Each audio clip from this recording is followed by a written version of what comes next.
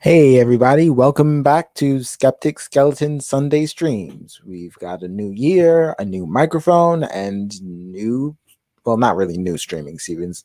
Nah, these are the kinds of things I edit out. Anyway, we have a bunch of new stuff, including new videos to talk about, like what is God? One of the most fundamental questions that I really believe needs to be answered before we can ever examine the claim of God's existence. If we don't know what a God is or is supposed to be, how can we know what it means for it to exist or do things or feel things or care about things? It raises far more questions than it actually answers if we don't answer this question. So let's get into this, which will be a series of different explanations as to what a God possibly could be.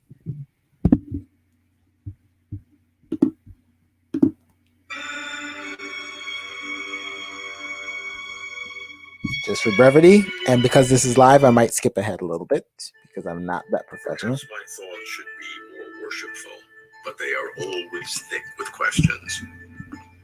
For decades, I focused on God's existence. Does God exist? I ached to know. And the endless rounds of debates between believers and skeptics, which many lament, I enjoy. The God. Do many people actually lament that? Because I don't think that they do.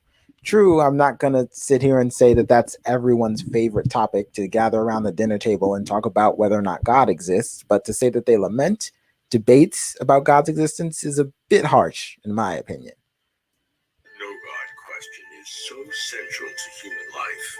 I want honesty, not pleasantry. But why do you want honesty as opposed to, the truth? Because someone can be honest and also genuinely wrong. And I would much prefer that you tell me the truth with evidence than that you merely tell me something honestly, because that's not necessarily the same thing as telling me something that's true. But how can I assess whether God exists without exploring what kind of God is supposed to exist? I turn to the possible being, the thing in itself, and seek God's essence and nature. What is God? I'm Robert Lawrence Kuhn, and closer to truth is my long journey to find out.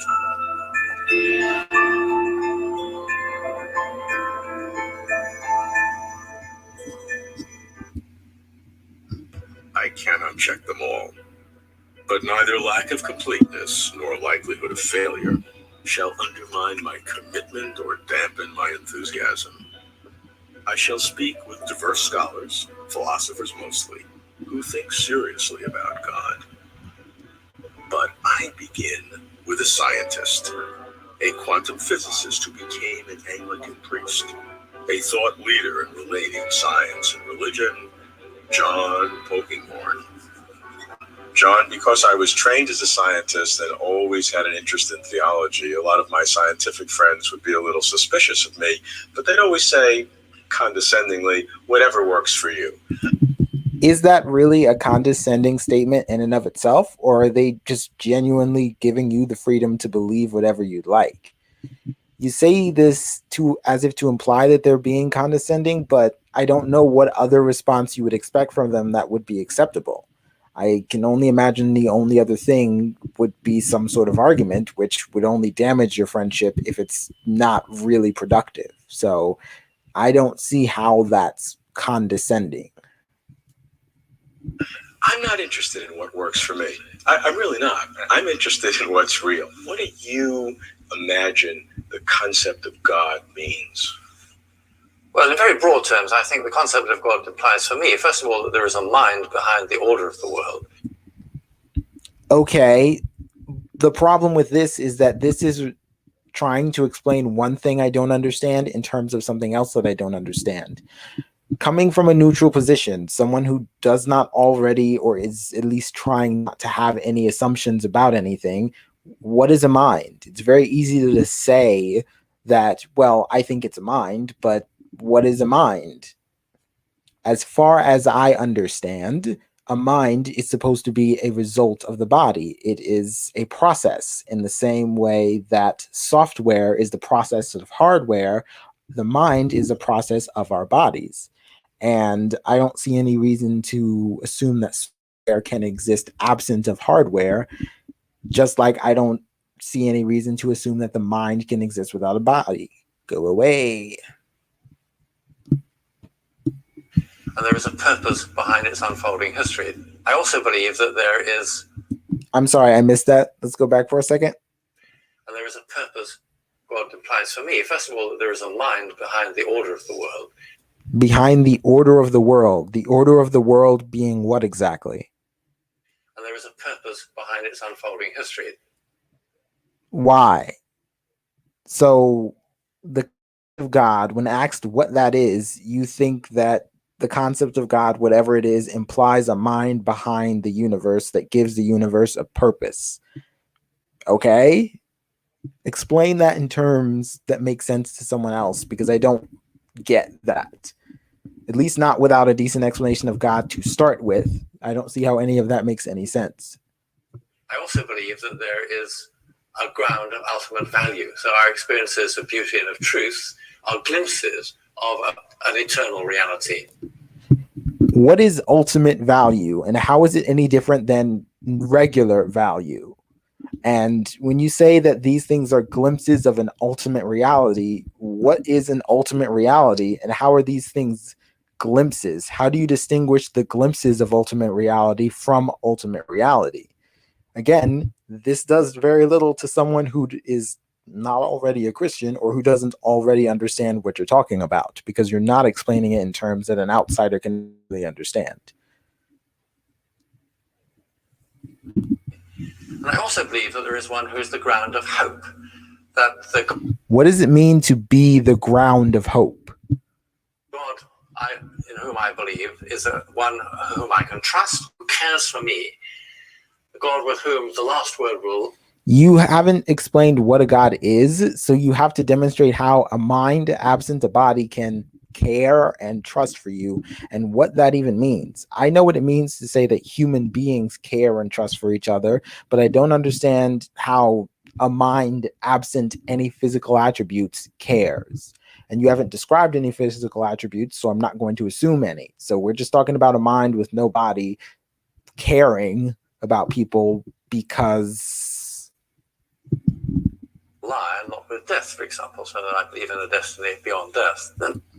Destiny beyond death, which charitably sounds like you just believe in the afterlife, but again, that raises more questions than it answers. It doesn't address the issue of what is God, which is the question that was asked. But if we walk away from that topic for a second, what does it mean to have life after death? And if there is life after death, was death even a thing? It sounds like you don't think death is actually the end of life, but just a transitionary period from one plane of existence to another plane of existence, which then begs the question of what is a different plane of existence? We know about the plane of existence we experience, but to say that there's another one, I don't know what that means. And the question is, why should one have those sort of beliefs? And I think not necessarily, well, yes, why should one have those beliefs? The why is important, but also the how. How does another plane of existence operate and function? Does it have the same laws that our plane of existence has? To say that there is a mind absent a body, how does that operate or function? What are the metaphysical behind that? What's the ontology of a mind in and of itself? What is the ontology of a software absent any hardware to actually produce it? I'm just very confused about the terms that you're using. What's the difference between ultimate value and regular value? There is a lot that is just not properly explained in and of itself before we even get to the questions of why should you believe these things. As a scientist, I approach this with the habits of thought which science imbues in you. A scientist doesn't instinctively ask the question, what's reasonable? Because we found time and again, the physical world is very surprising. I mean, nobody in 1899 would have thought the quantum theory was reasonable. We asked not what is it reasonable, but what makes you think that might be the case? That's a bit of a stretch. I would argue that it's more what necessitates that this thing is true, because people can give a lot of reasons as to why they think they're right, but that doesn't really give you a framework that you can actually operate with. You just have a bunch of people telling you things and you can't tell them apart. When you actually ask what necessitates the truth value, that's when you get some difference. That's when you get some variety. Of course, everyone has an answer to that as well, but not everyone's answer is actually going to necessitate the truth of what they believe. And that is how you can sort of tell these things apart. So I think it's more about that than it is necessarily just about asking why. And that's what I'm always seeking to do in relation to religious belief, to find motivations for by religious beliefs.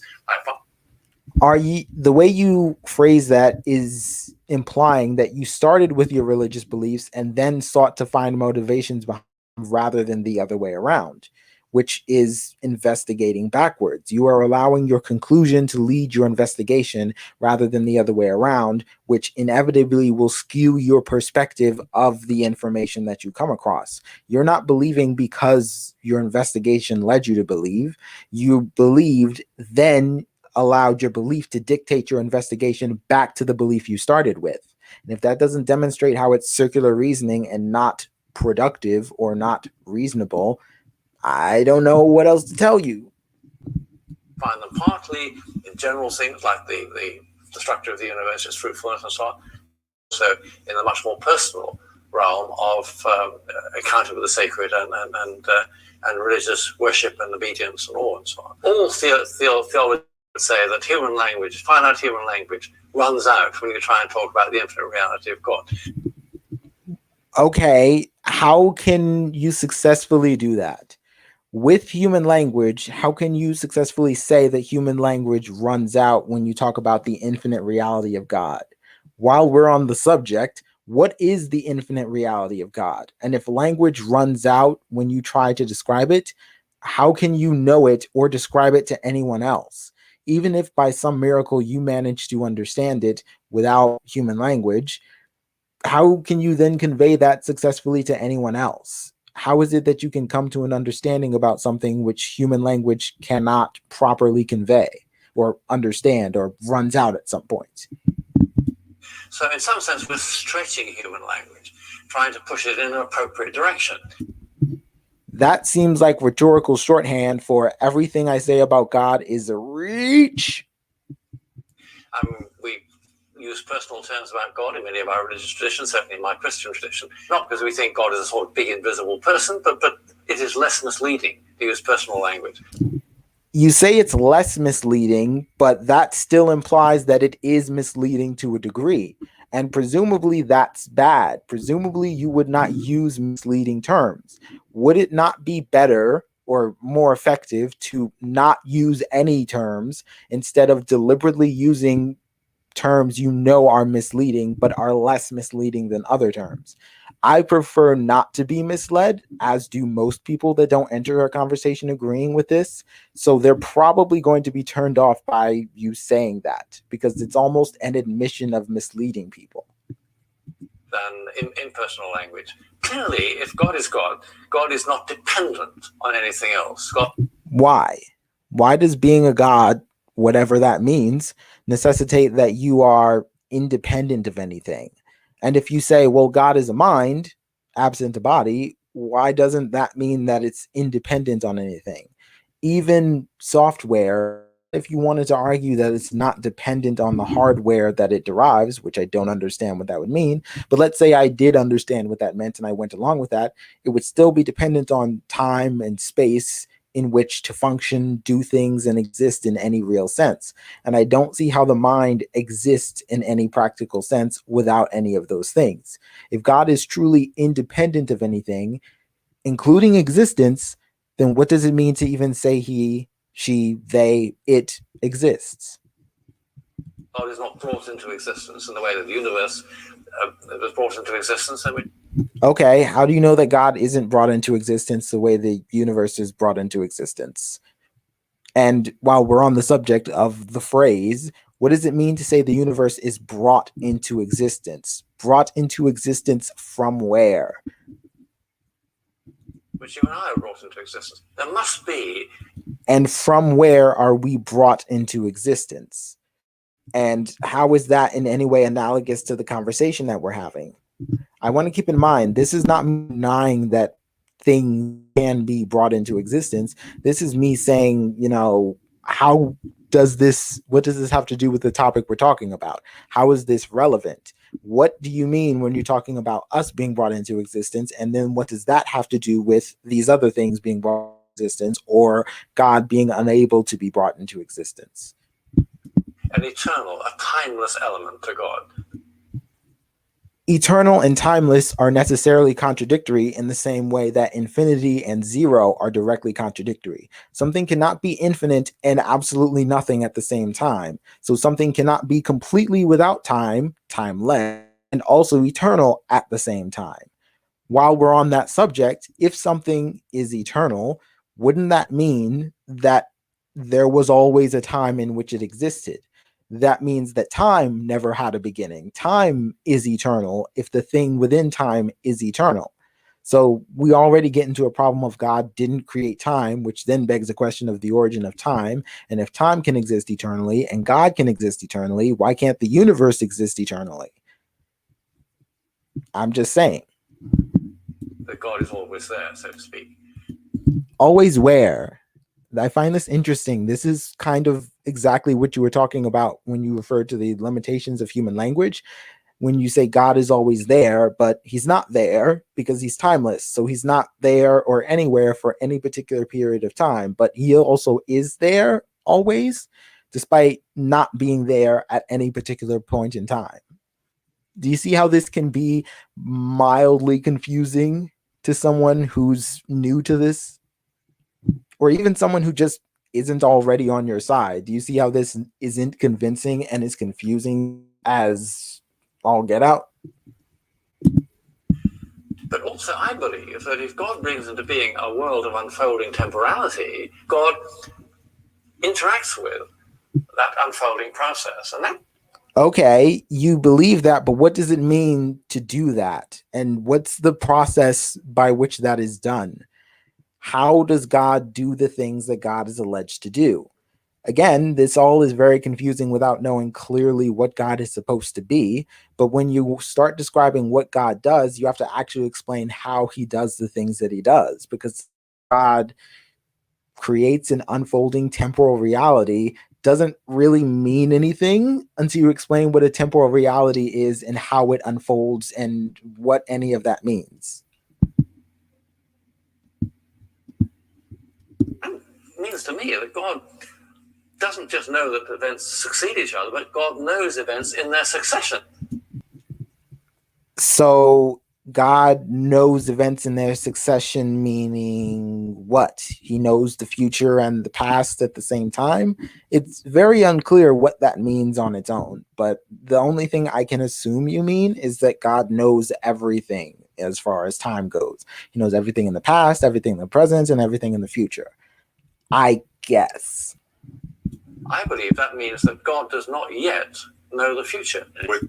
Why? Why would that mean that God does not yet know the future? That make your God a little bit vulnerable? Well, I think that's right. Does that mean that God is less of a person than traditional Christian doctrine has said?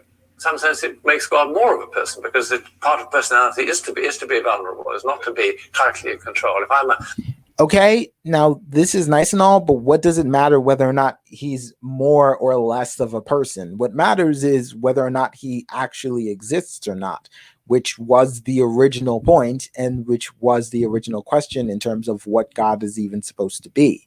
Again, it seems like we've heavily deviated from the topic and we're now discussing how human is this particular description of God, but I don't see why that is relevant at all to what a God is supposed to be or what it means for that God to exist. A manipulative person, a totally manipulative person, is in some sense a contradiction in terms. It's an oxymoron. How? How is a manipulative person a contradiction in terms? What definitions of manipulative or person are you using that are contradictory? some critics of that would say that it's too anthropomorphic. I mean, it's just projecting images of our own finiteness onto an infinite God. But okay, I guess we're not going to answer the question about the manipulative person thing. But as far as projecting yourselves onto a God, do you think that is not what's happening here? If you don't think that that's what's happening, and since you brought it up, I think it's important to clarify, because now I, someone who doesn't agree, think that that sounds more reasonable than whatever it is you're proposing, because whatever it is you're proposing doesn't make any sense to me. I think that it's a very important insight. Also, it's important to note that you say that, you know, having a vulnerability makes God more of a person, but I would argue that being timeless or eternal completely negates any personhood God would have, because that's not an attribute of any person ever. God as ground of being. Ground of being meaning what? You see what I mean? This is explaining the term God in terms of another term that I don't understand, ground of being, which was not clearly defined. Of ultimate value and of hope. Same thing with hope and ultimate value. A God who was vulnerable, not a master manipulator, but how is something that is eternal vulnerable? Or how is it timeless or vulnerable in the same way that we allegedly are? a concerned creator. Elegant, not unexpected. I love the grandeur. I miss the surprise. How to expand my inquiry? What is God? Why is it that your inquiry needs to be expanded as opposed to the definitions that you are receiving need to be clarified? It's also important to note that he's not really challenging these people to explain, or at least thus far, he has not challenged the previous person to explain their definition. He kind of just accepted whatever they said and moved on, which kind of almost made him irrelevant as a factor. Like, why are you even there if you're not going to try to clarify the definition or the explanation as much as possible so that as many people as possible can understand? See a different vision, get a different take. I explore Christendom's second largest system. I meet an Eastern Orthodox priest and patristic scholar, the Dean of St. Vladimir's Orthodox Theological Seminary, John Beer. I think the question really should be not what is God, but who is God. How can you come to the conclusion that God is a who if you don't understand what God is? If I introduce you to something that you've never heard of and you ask, who is that?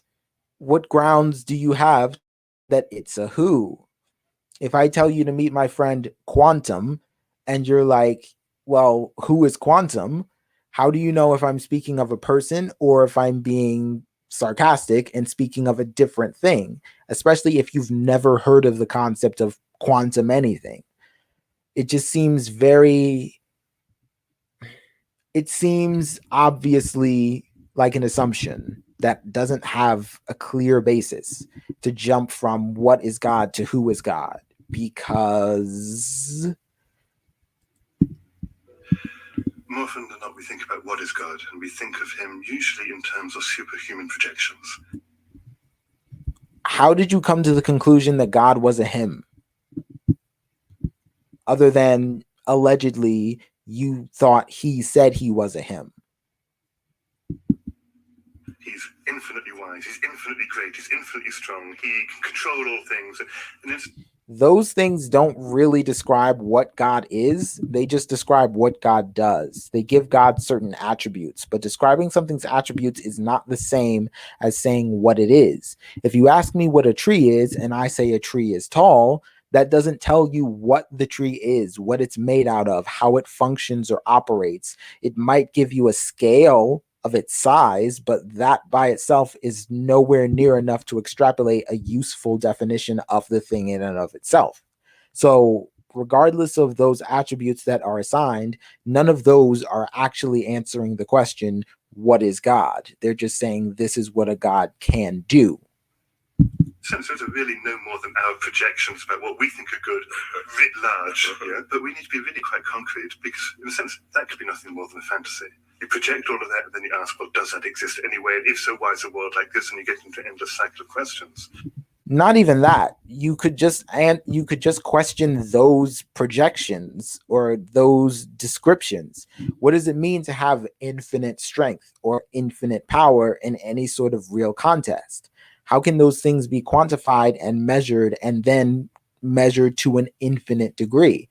I don't know what it would mean for someone to be infinitely strong. I don't know what it would mean for someone to be infinitely powerful. I would have to know what power means in this context. I don't know what it would mean for them to be infinitely smart. Like, I do not understand how the traits that you are attributing to God can be quantified and then extended to infinity. That is something that we would have to have a separate conversation about before we got to these are things that apply to God. For a Christian, for an Eastern Orthodox Christian, and for a scholar of early Christianity, the question really is, who is God? And that question... That might be the question for early Christianity, but that's not the question for someone who isn't already a Christian. And unless you just like preaching to the choir, this is not very effective at reaching anyone who doesn't already agree with you. We take as absolutely essential and is answered simply by the person of Christ. How? Not just by the person of Christ as a kind of abstract notion, but by what he shows us. The Apostle Paul describes Christ as being the image of the invisible God. And why do you trust the alleged Apostle Paul? Just because Paul says so, that's how you're going to get your description of God? It doesn't seem very reliable. I doubt that you would just go to one person and say, well, they say so, so now I'm going to get my information about this thing from this person saying so. And not even the person's reasons for why they say so, which you don't, or you haven't yet really gone into. We look here to see God. The paradigmatic moment of that would be his passion. The disciples don't understand it before that, so they run away, they come to the empty tomb, which we probably think would be the defining moment, and they don't get it. They see the risen Lord, they don't get it. Why would we think an empty tomb would be the moment that they get it, that that's God? What does an empty tomb have to do with something being a God? Do you see how these things are not obviously connected, and the connection that you see is not the one that I don't see, and how you have not sufficiently explained it? Because you went from empty tomb to therefore Jesus is God, and there should be a lot of steps in between there, unless that's some obvious connection that I'm just really not getting. Opening the scriptures, the breaking of the bread on the road to Emmaus, they finally realize who he is, and that they realize then that he, by his death, has conquered death. That doesn't make sense. Lots of people die and they haven't conquered their death. So why would Jesus' death mean that he conquered death? Allegedly, he came back to life, but then that raises questions of what does it mean to come back to life? If he was dead, where did his mind go? Or what does it mean for a God to even die and then just come back from death? There are a lot of metaphysical questions that you have to answer before we just grant that this was a thing. And these metaphysical questions aren't even the facts. I'm not even asking, can you prove that these are events that actually transpired? I'm asking you to explain these things in any way that makes sense, because if I don't even understand what these things are, how can I investigate whether or not they actually happened? I don't know what it means for a person to come back from the dead, and I have no idea how any sort of process could do that. So I'm mystified by the aspect in and of itself in such a ways that I just can't understand it. Nor do I think anyone new to the subject can just grasp the concept and understand it right off the bat. Now, that is fundamentally important. Here, this is what it is to be God. It's not a way God chose to reveal himself, which could have been different. This is what it is to be God. He's consubstantial with God. He shows us what it is to be God and what it is to be human in one, by the way that he dies as a human being. So when I ask you what it is to be, when I ask you what is a God, your answer to that question is the way Jesus behaves and acts. And that should be an obvious indication of a large disconnect of how those things don't make any sense. If I don't know what a human is and you say it is the way Tom thinks and acts, I don't know what a human is, let alone what a Tom is and then what a Tom does and how a Tom acts. You are trying to basically describe the character of God through Jesus's behaviors, which is fine and dandy, but I didn't ask you what God's character was. I asked you what God was. And that's a difference. You can look at Jesus and try to derive God's character and attributes and abilities and all that stuff from Jesus. I still don't think that that would make sense, but you could still do that. The problem is that is not what this is about. This isn't about the character. This is about the ontology. This is about what the thing is, what it's made of, and how it functions. And Jesus doing magic tricks doesn't answer the fundamental question of what a god is. If he's omnipotent, his omnipotence is worked through humility. That makes no sense at all. How? How is omnipotence work through humility? How? What definition of omnipotence are you even using to arrive at that conclusion? It's so strange. Through weakness, through brokenness, through death on the cross. Yeah, because when I think of omnipotence, I think of weakness and brokenness and death. That when I'm looking for an omnipotent thing, those are the characteristics that I most likely search for. And obviously those are the characteristics that most people most likely search for. If he's omniscient, it's also exercised in that way. The wisdom of God expressed in the folly of the cross. All the terms. How does the cross express any sort of wisdom? Or are we just not going to talk about that? You're just going to throw that out there and run away real quickly. Not to say that that is the intention. That's what's happening. You're introducing a complex topic that not everyone is familiar with, and then just moving on to the next thing as if we understand how dying on the cross is a wisdom thing. We started off with when we asked the question, what is God, are now inverted. In this way, we're able to take part in it as well. What does that have to do with the original question? I don't even understand what do you mean when you say us taking part in it. What are we taking part in? The ontology of God? How are we doing that?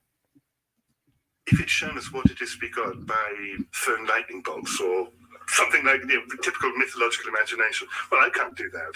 Yeah. So you also can't come back from the dead or do magic tricks. And what's your point? But the one thing that all human beings have got in common is that they're going to die. But they're not going to come back in their own effigy and then talk to people and things like that. You're trying to make parallels between humans and Jesus that really don't work when you consider the fact that Jesus could do magic tricks and couldn't really die to begin with, and also could see the future, things that humans can't do. He could heal people. He could just fix amputees. He could just do any manner of magic. Well, not any manner of magic, but he could do a lot of different types of magic that most people can't merely do. And you can't ignore all of those to pinpoint some of Jesus's weaknesses to say they're basically the same. If you want to say that they're the same, then you have to acknowledge the superpowers. And if you want to say that they're different, then you have to admit they're not the same. You can't have it both ways. Not to mention that this is still far away from the original question of what is a god. If I ask you what it means to be a god, I am not asking you what it means to be a policeman or what it means to be a firefighter. I am not asking for your modus operandi. I am not asking for your mantra. I'm not asking for the symbol of your characterization. I am asking what ontologically speaking are you? What are you made out of? And how do you function? This explanation does not answer any of those questions. It does not tell us what God is or how God functions. It just tells us this is how you could learn the character of God, possibly, assuming that everything you said was true, which someone new to this probably wouldn't. But again, that's a side issue. From the beginning of the world onwards, they're all time-space culture. They're going to die. And what he's shown is a way of using death in a way that's divine. Using death to respawn? How does that mean it's divine? When my character dies in a video game and comes back 5 seconds later, is that divine? How? Do you see how this doesn't make sense to someone who doesn't know what the term divine means, and you don't define what the term divine means? By starting with who is God rather than what is God, are you not presupposing the existence of God already and taking us down a path that some people may not be willing to begin to walk?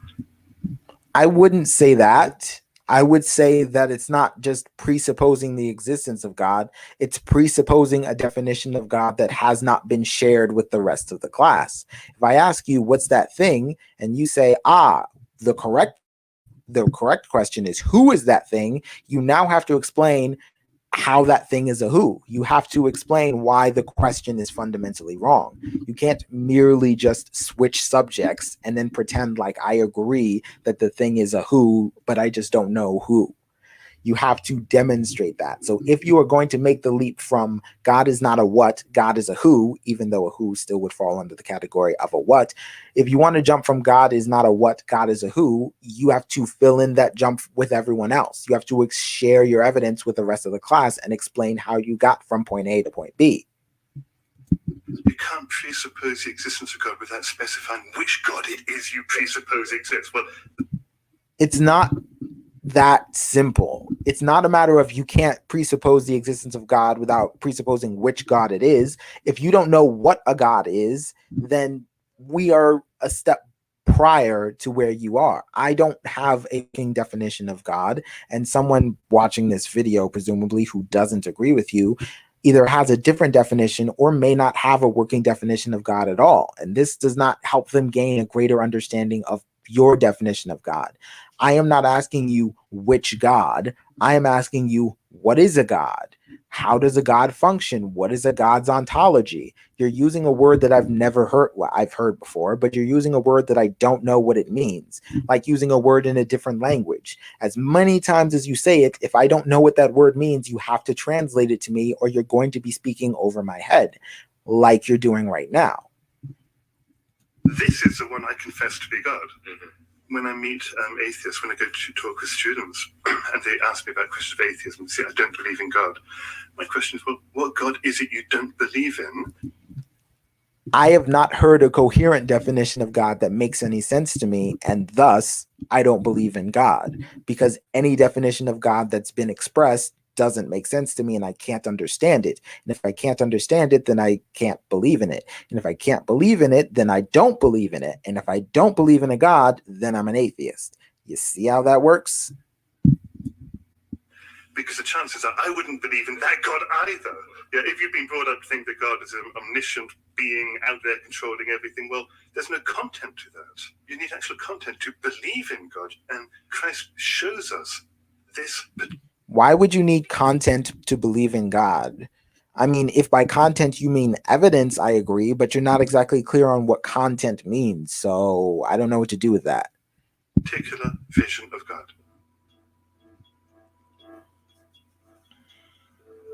Expressed here in Christian form, John's Just as a side note, I'm really interested in the rest of these conversations. Like, what are they talking about on that park bench? Like, I feel like there's a lot more to the conversation, and maybe questions or challenges that are being brought up, but we're not getting to see that for some reason. But maybe they're just not relevant to the topic. I don't know. side is powerful.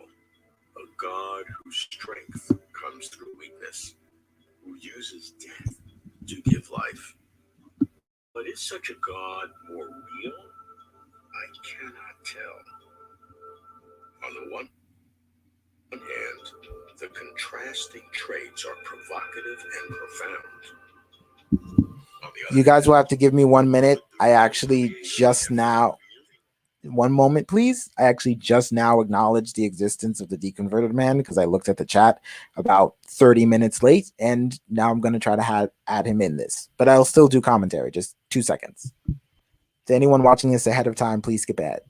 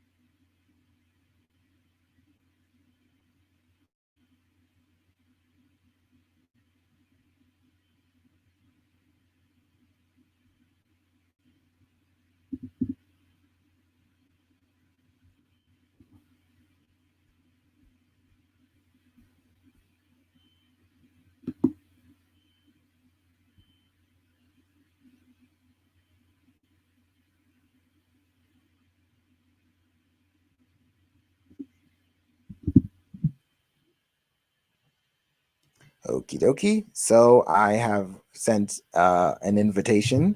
Hopefully the deconverted man can join us soon. I see he's still in chat, so hopefully he gets the email. Until then, we're just going to keep going.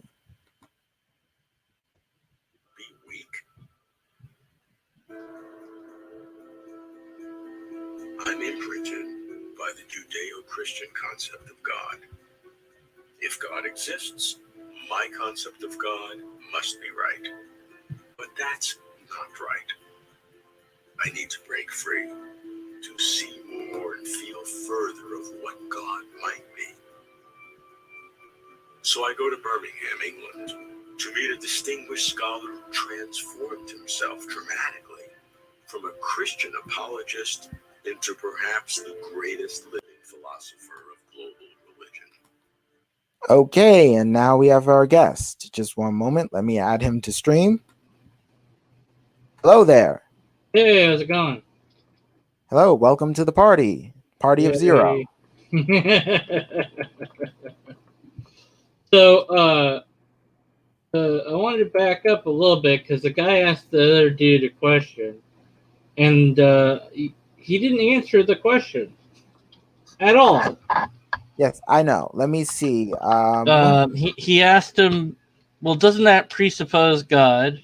Yeah, so I don't know who this is. Is this like a documentary or a Fox cemetery? It's not really a documentary, but it looks like one.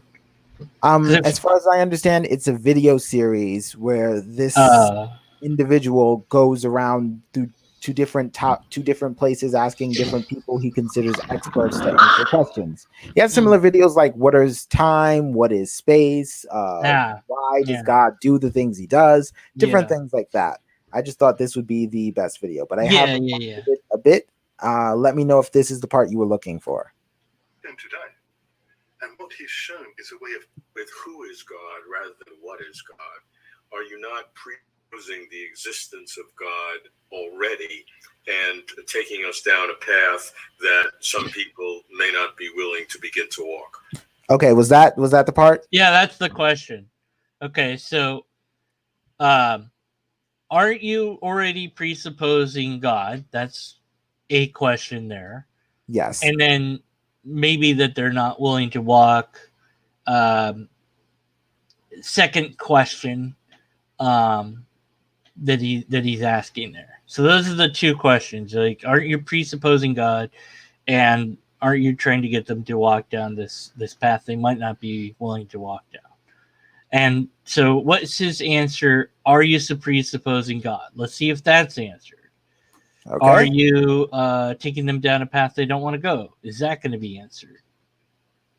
Do you want me to play the clip, or do you? Yeah, go ahead. Go ahead. Okay. Presuppose the existence of God without specifying which God it is you presuppose exists. Well, this is pause. Okay. So he didn't answer the question. Yes. He said, "Aren't you presupposing God?" He's like, well, presupposing God. Well, which God are you presupposing? I don't know. To be fair, I'm asking you. He asked you the question, what is God? And you're saying, who is God? And you're saying, well, doesn't that presuppose God? And then he says, well, which God are you presupposing? That's what he first asked you, nitwit.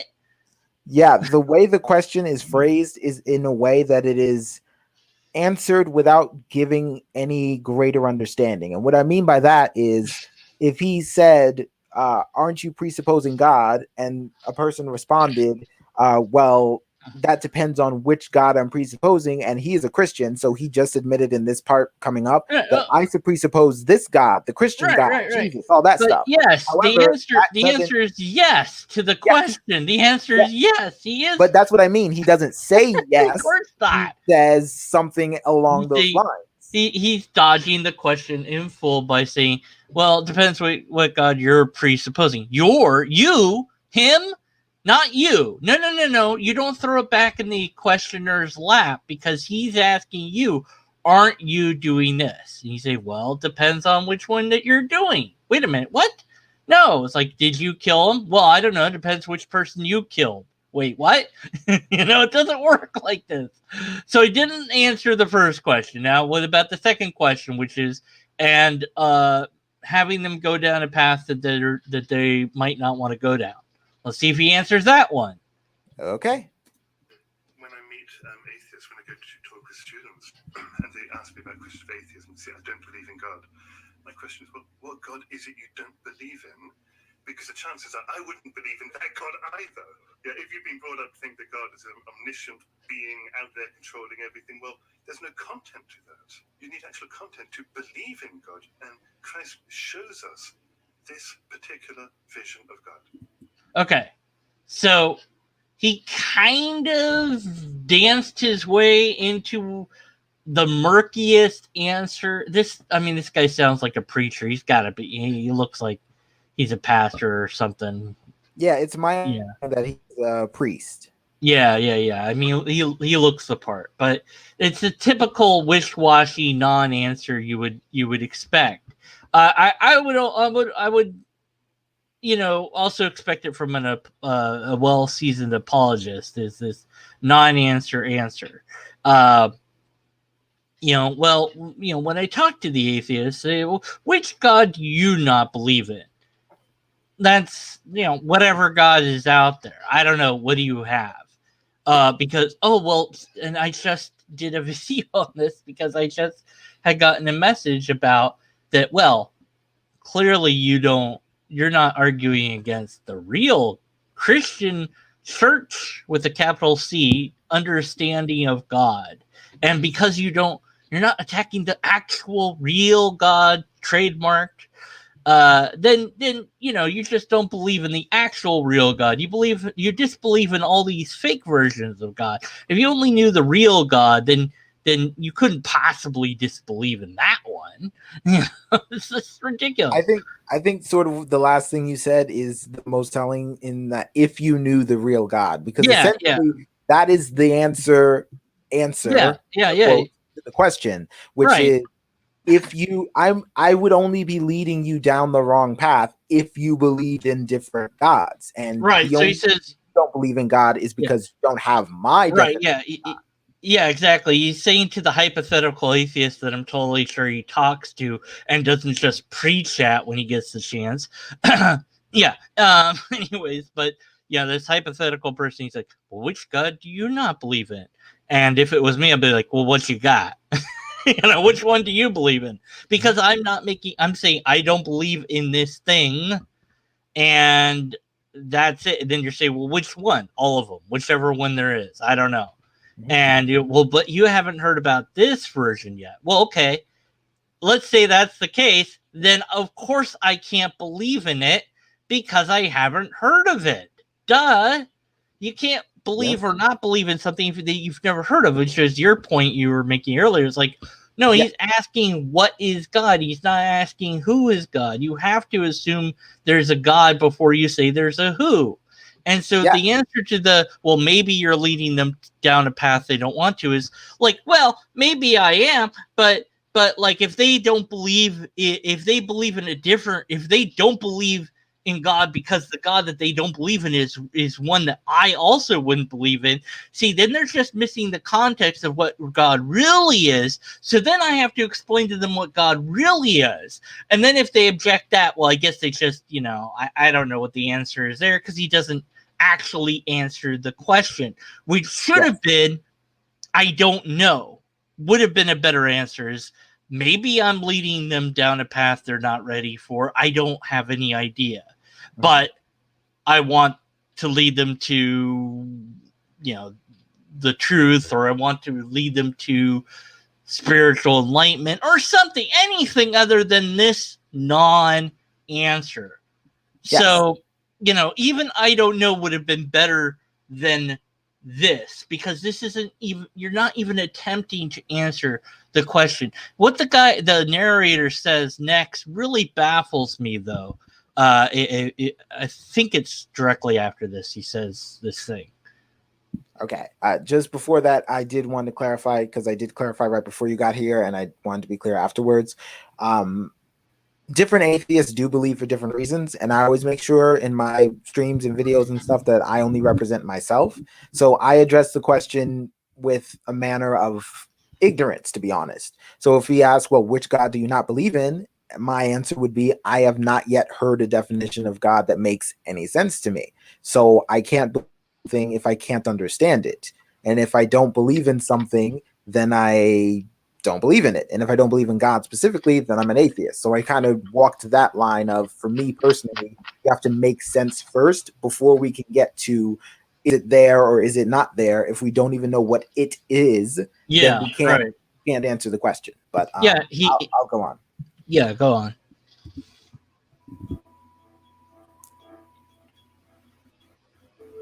Expressed here in Christian form, John's insight is powerful. A God whose strength comes through weakness. Okay, so I don't just what? Now, how is that insightful or deep or meaningful? You're presenting a contradiction in terms. I don't understand how the narrator thinks that this is profound or wise or interesting, but I'm not the narrator, so I don't know. I because of that sentence, I think that the narrator wants to or does believe in some sort of God idea, and so because of that, he's being very charitable.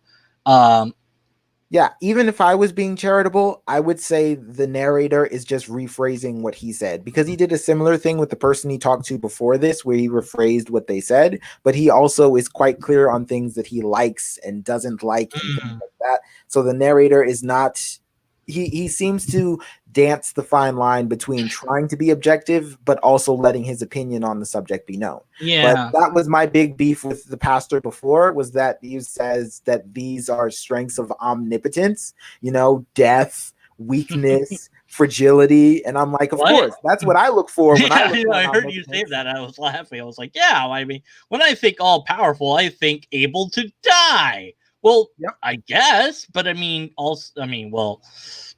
what does that even mean if you're not even the death thing?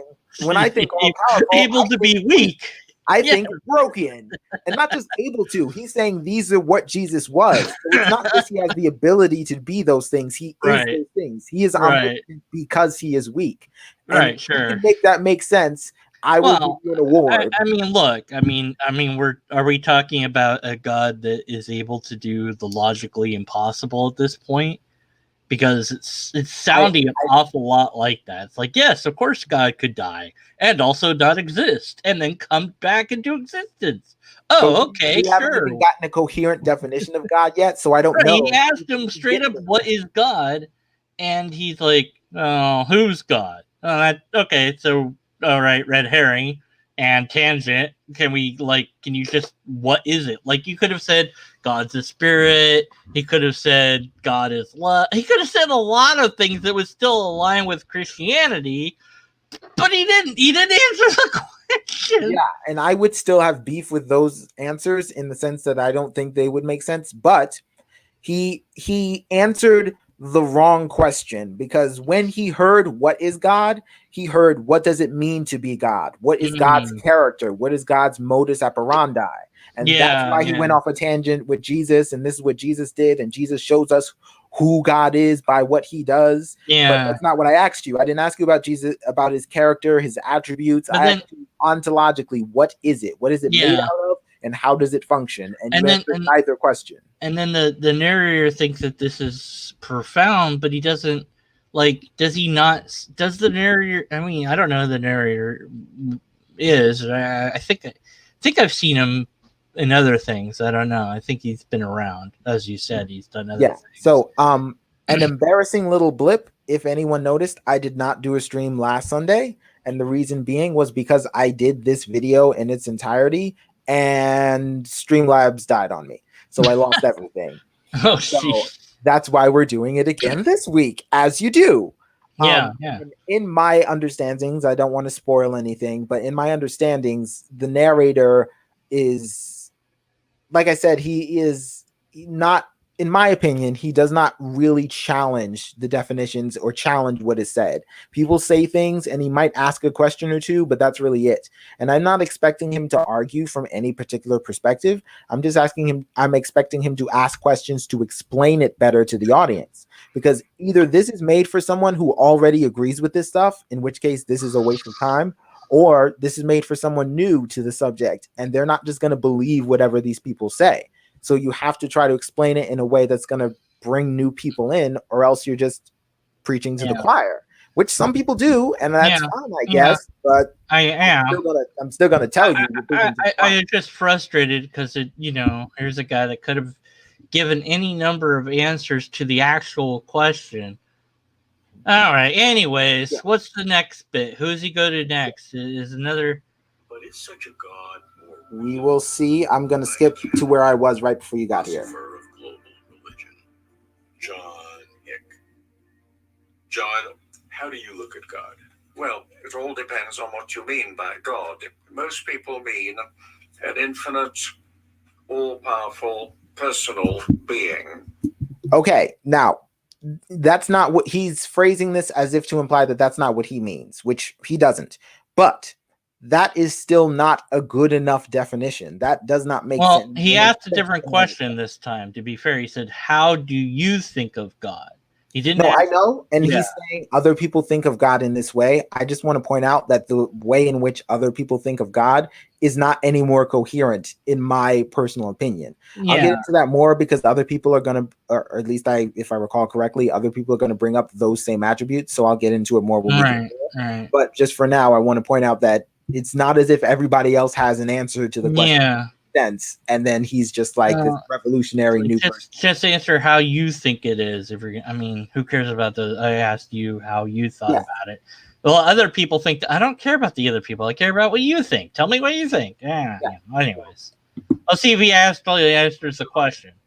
Believe that there is any such being. Hold on, let me go back. Personal being.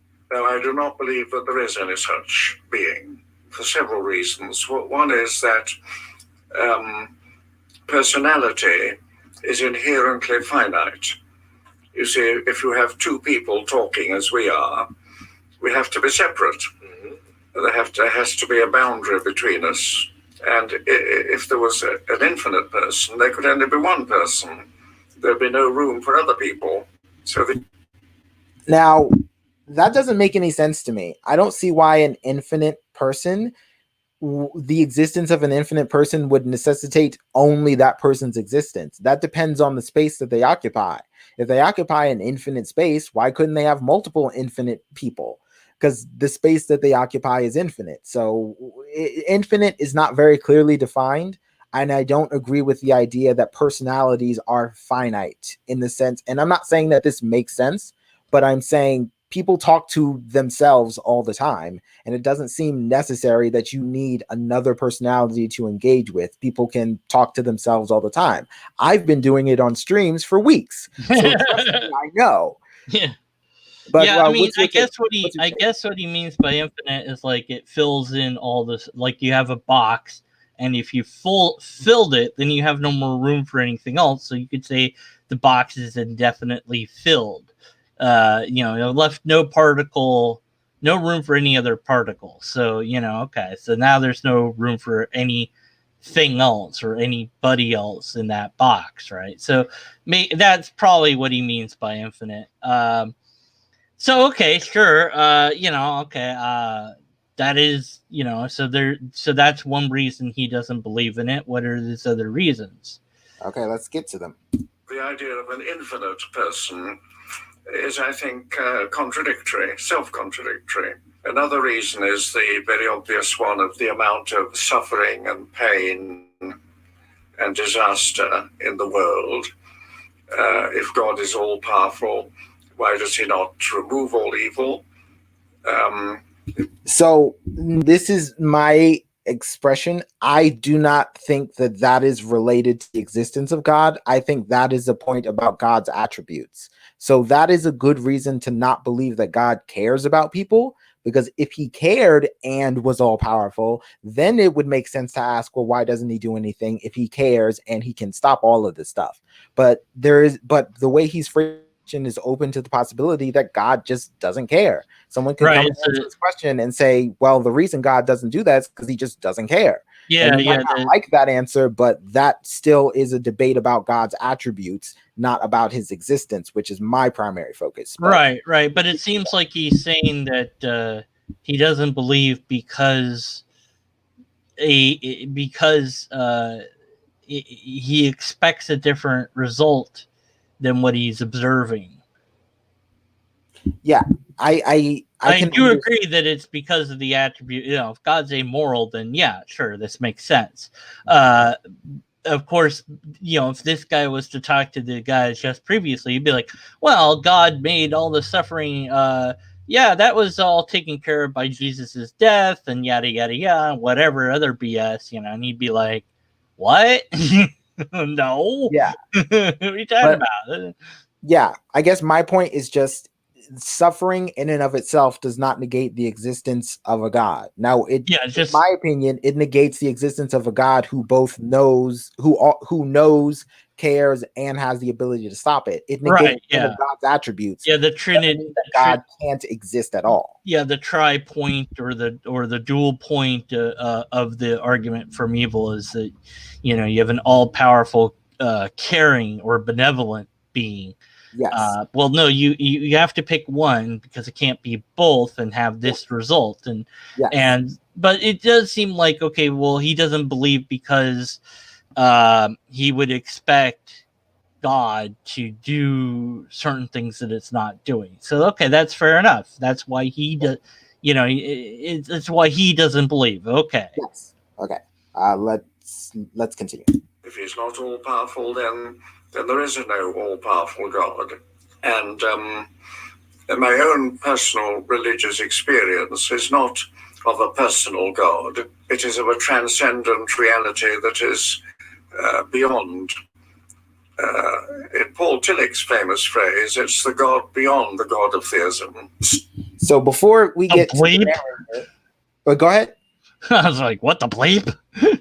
Yeah, I don't see, this is what I mean when I say either this is made for someone who already knows what all this stuff means and you're preaching to the choir, or you're talking to someone like me who doesn't know, and I don't know what the God of a transcendent reality is. I don't know what it means for something to be transcendent, let alone for a God to be transcendent, let alone for a God to be beyond God or be beyond our realities. Like, these are all things in and of themselves that you have to explain. If you're going to try to define what a God is, you have to put it in terms that people can understand. The terms he's using are not terms that I can understand. Yeah, the God that he believes in is like God squared.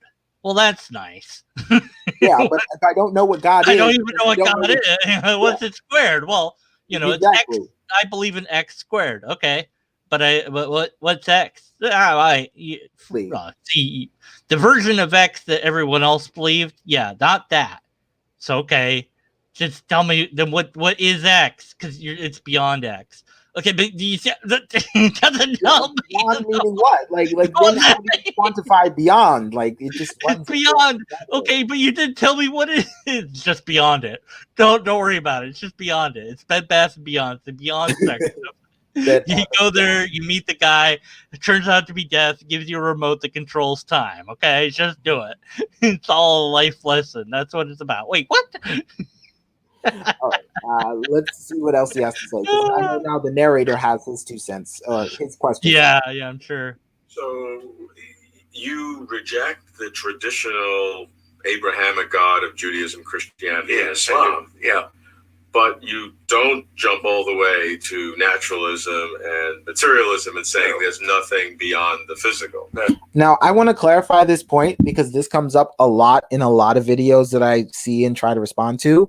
Naturalism, like everything else, is a spectrum. So you can have strong naturalists and you have weak naturalists. Naturalism by itself does not say that only the natural exists. Naturalism by itself says that the natural exists. Now, some people take that to the strongest points and say that only the natural exists. Some people say all I know is the natural. Maybe other stuff exists, maybe it doesn't. I am on the more weaker spectrum, and I don't think it's fair to lump me in with someone who is a hard naturalist and absolutely denies the existence of anything not natural. That being said, natural has a bit of a loose definition. So even if you found something not natural, you would have to be able to distinguish it in a way that we can't just say it's a different kind of natural, because there are lots of different kinds of natural, because the earth, and by earth I mean the actual soil, rock, substance, that is natural, but the sun is also natural, and they're natural in two different ways. So it wouldn't be enough to just say, well, the sun's not like the earth and the earth is natural, so the sun's not natural. You actually have to make a meaningful distinction when you talk about the supernatural, non-natural, or things like that, and you have to distinguish it in a way that it can't just be classified as a different kind of natural.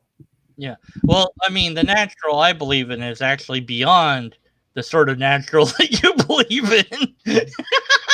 It's natural squared. No, but yeah, it's funny because I was, trying to explain my position in an open theist hangout that they do, and everybody was trying to figure out my worldview. I'm like, are you a this? Are you a that? And I'm like, I don't have any idea what the label would be other than skeptic. I mean, I can't do any better than that because I don't. I said, I know when it comes to naturalism or materialism, I'm not willing to say that that's all there is. But then I said, in regards to, say, the fundamental nature of reality, let's say that we discovered that somehow. Yes. And it was like some mathematical formula, and it was really kind of, either really bizarre or really simple, whatever way. But the person could always just say God's behind that. And the guy waxed philosophic and was like, it would be like this metaphysical answer. And I'm like, what is that? You're not adding anything new by saying metaphysical, because that's just metaphysics is trying to describe reality. So you're saying the same thing I just said. But then he's like, but then aren't you a something or another, whatever it was, because I was saying that science would discover the. Well, did he say like scientism or something? Yeah, he wasn't saying that I was using scientism. He said something else. I forget what, but he was trying to figure out. And I said, I don't know. I'm just saying that, like, if we found out the thing that, is the fundamental forces of or nature of reality by, say, a scientific method, maybe we find it some other way. I don't even know what that would look like. But I wasn't saying that is the only way that we would find it. But at any rate, it's kind of like, this is what this guy is saying, is that he believes in this thing that is so beyond what anyone else believes that it's what is he going to say? It's impossible to describe it, or something like this, or like his God has to be like a super god. It has to be a god of gods, and it would have to be. It has to be something that doesn't care about us, then, at the very least.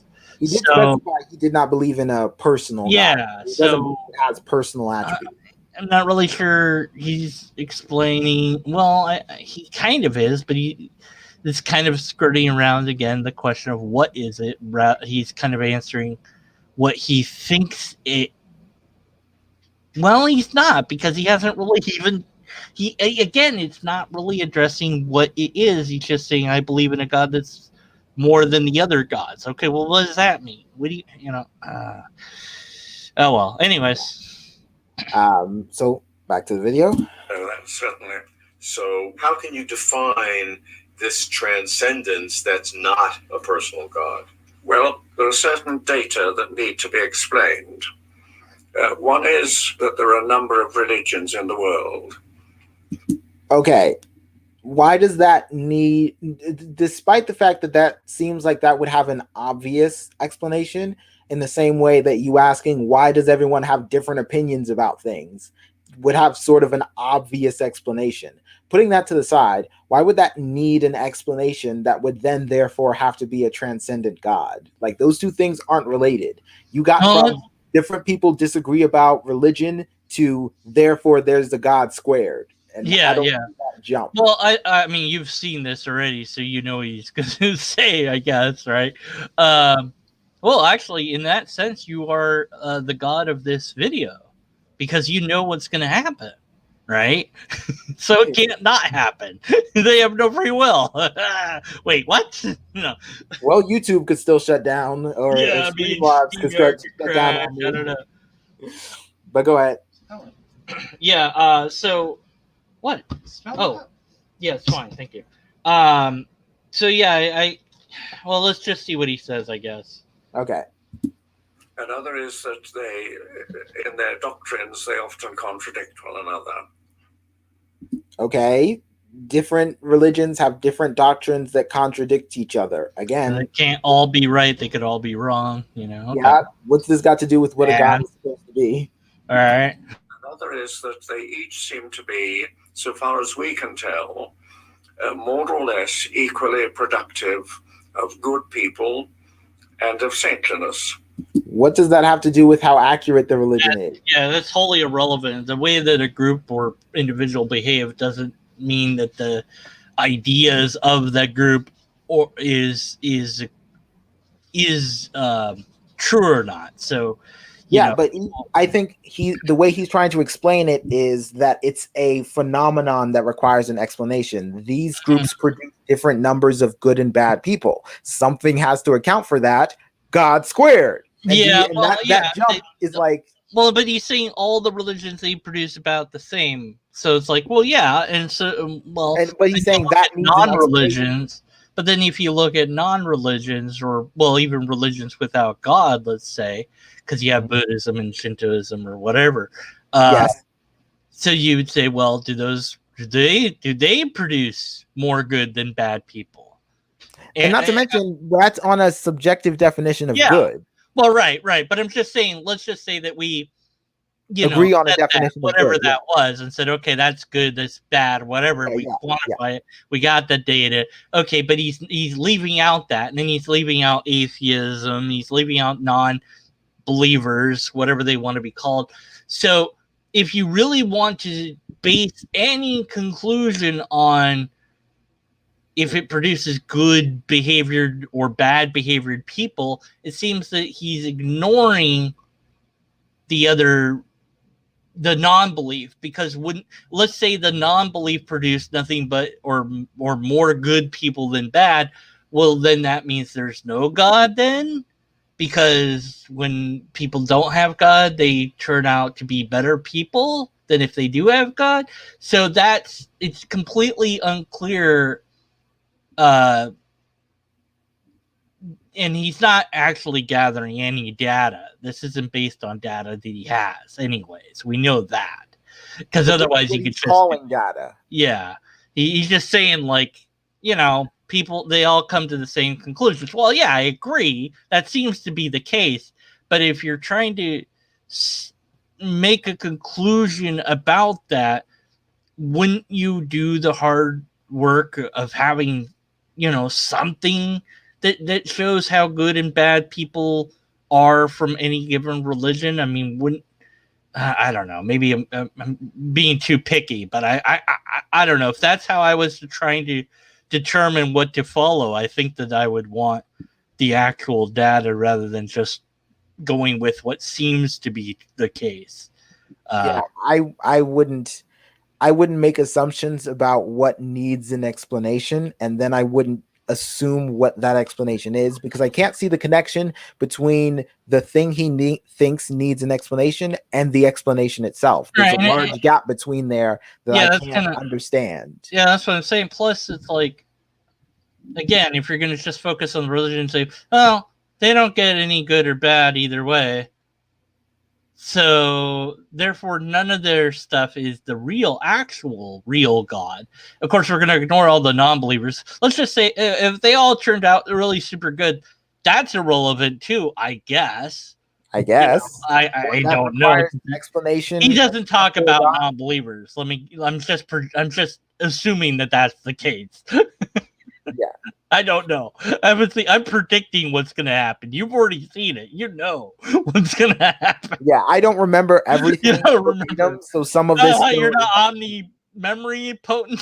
No, I'm not. I do not possess that ability. Whatever that would be. Omnipotent? I don't know. Yeah. Now, how are we to explain all this from a religious point of view? I think we have to postulate. Why are we attempting? I'm sorry to jump in, but why are we attempting to explain it from a religious point of view? Because he asked the question, why? What we said, how do we explain this? And then he went, well, from a religious point of view, it's like, what about the But non? you just said religions like get to the same, like what? But he said different conclusions. He said all the doctrines contradict each other and all that. Which religion are you talking about? Yeah, which religious perspective?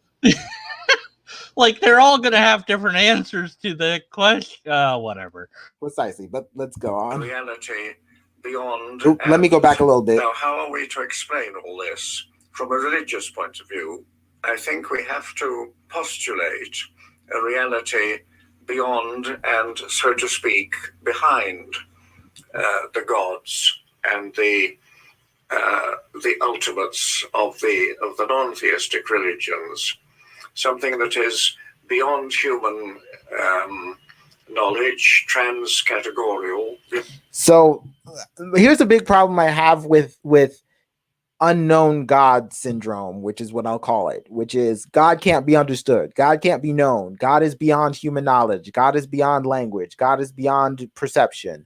And it's like, okay, how do you know that? How do you come to that conclusion? How do you arrive at that? If it's beyond your understanding, then you couldn't understand it, then it was beyond understanding. I mean, precisely. That's like, wow, that's amazing that I've discovered this thing.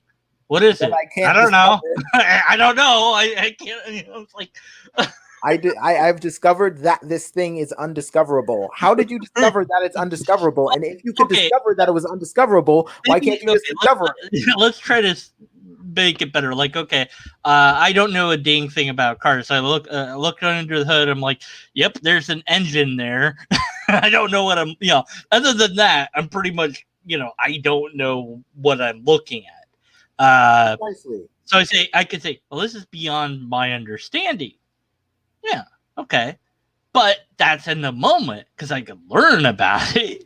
You know? That's the other thing. They don't add yet because human understanding grows over time. So even if we hypothetically, for some reason, couldn't understand it yet, that doesn't mean that we won't be able to understand it in the future. Also, when you admit that this thing is undiscoverable or unknowable or not understandable, then that begs the question, how do you tell the difference between something that you can't understand because it's just doesn't exist and doesn't make sense versus something that genuinely does exist, but you can't understand it? How do you distinguish those two things if I put them right next to each other? It seems amazingly hubris to assert that we'll never understand X. It's like, how in the hell do you know that? Like, really, who are you to say that? Like, you use that to know the thing. Yeah, like humanity will never know that. Well, how do you know that? Because I don't know it now. Okay. Well, the humanity will never figure it out. Okay. How do you know that? And it's like, it's and then you've literally put it into a category where if we ever came to understand it, then it obviously isn't the thing that you're talking about, because the thing that you're talking about can never be understood. Yeah, he just said it's trans-categorical, which is not a term I've ever heard before. Trans-categorical, that's but great. If you said that, then you're basically saying we can't categorize it. And if we can't categorize it, I have no good reason to accept anything you say about it. Yeah, it can't be quantified and categorized in any way. None of your descriptions mean anything. Yeah, and plus, that is a category. Non-categorical would be it's a complete. Talk about incoherent. Trans-categorical. Yeah, trans-categorical. Well, whatever. Non-categorical, trans. I don't. But that's exactly what I mean. How do you tell the difference between those two things? There are a lot of things that don't exist that are non-categorical. Like, the reason that I don't believe in his God is because his God is even more. I didn't think it was possible. He came up with a God that's more incoherent than the other God. He came up with God that's so incoherent It is God to the square root. I was joking, but it is. It's even less coherent. He did say it was a god beyond gods. Which, Yeah, good job. You made it even more nonsensical than it already was. Like, it's the square root of -0. Why not? all right, let's continue. Categories of the human mind, unable to be described in human terms. So everything you've done thus far is an explicit failure to describe God, because you have explicitly tried to describe it in human terms and then said at the end of it, it can't be described by human terms. So everything you've said is an admission of failure of your ability to describe it. How? When you say things like that, I don't think people understand what that actually means. When you say it can't be described in human terms while trying to describe how undescribable it is in human terms, you are doing the thing that you say can't be done, which means you're either failing or you're wrong. And you have to pick one. Like, what does the color red taste like? When you can actually, the people that have, what's it called? Synesthesia? I'm pronouncing that wrong, I'm sure. But they could actually try. Well, then they'd be like, "Well, it kind of tastes like chicken." It's like, it kind of tastes like this or that or whatever. It's like, yeah, there's certain things that are really, really like at its core, like what is red, or describe color to somebody that's blind. There's things that we go, look, I don't know how to do that. I have no idea where to begin. Fine, but then just say that instead of just saying say all that. this other stuff and then saying that. I believe in a red that I can't even possibly. Red squared. Yeah, red squared, and I can't explain to you what that is. Okay, cool. There you go. That's it. I mean, that's it. I mean, I can't explain it even to myself. Well, why do you believe in it then? Like, if you can't explain it to yourself, how do you tell if it's right or wrong? And that's at the end of the day, because I can operate from within the framework that you're trying to present to me, and within that framework, you believe that there are things that are false, that are not true. How do you distinguish those from what you have presented to me? Because I, from an outsider, can't tell the difference. So how do you, as an insider, tell the difference? I'm not sure how he got to this conclusion still, but maybe he explains it. I doubt it, but he did sort of mention. I was kind of wrong. He did barely mention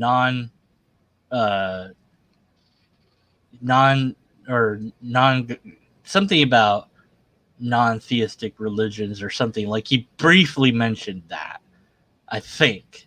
Yeah. And then he but like, so I guess I was wrong on my prediction.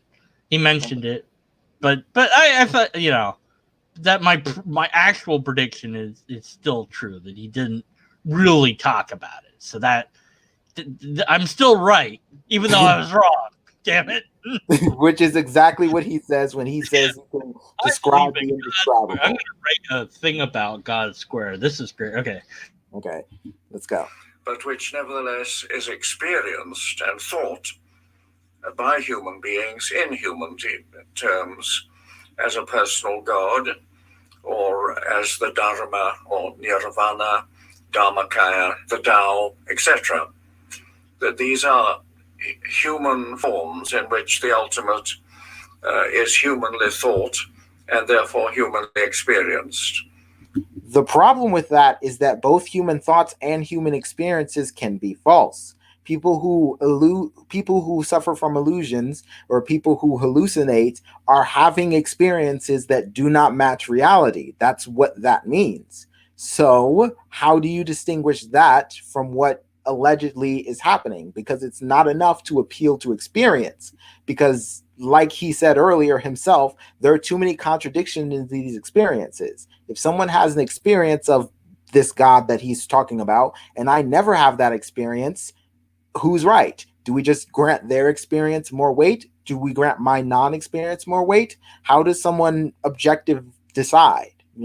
This doesn't give a useful framework to someone who doesn't already come in accepting this, in my opinion. I got nothing. Yeah. Then we'll just keep going then.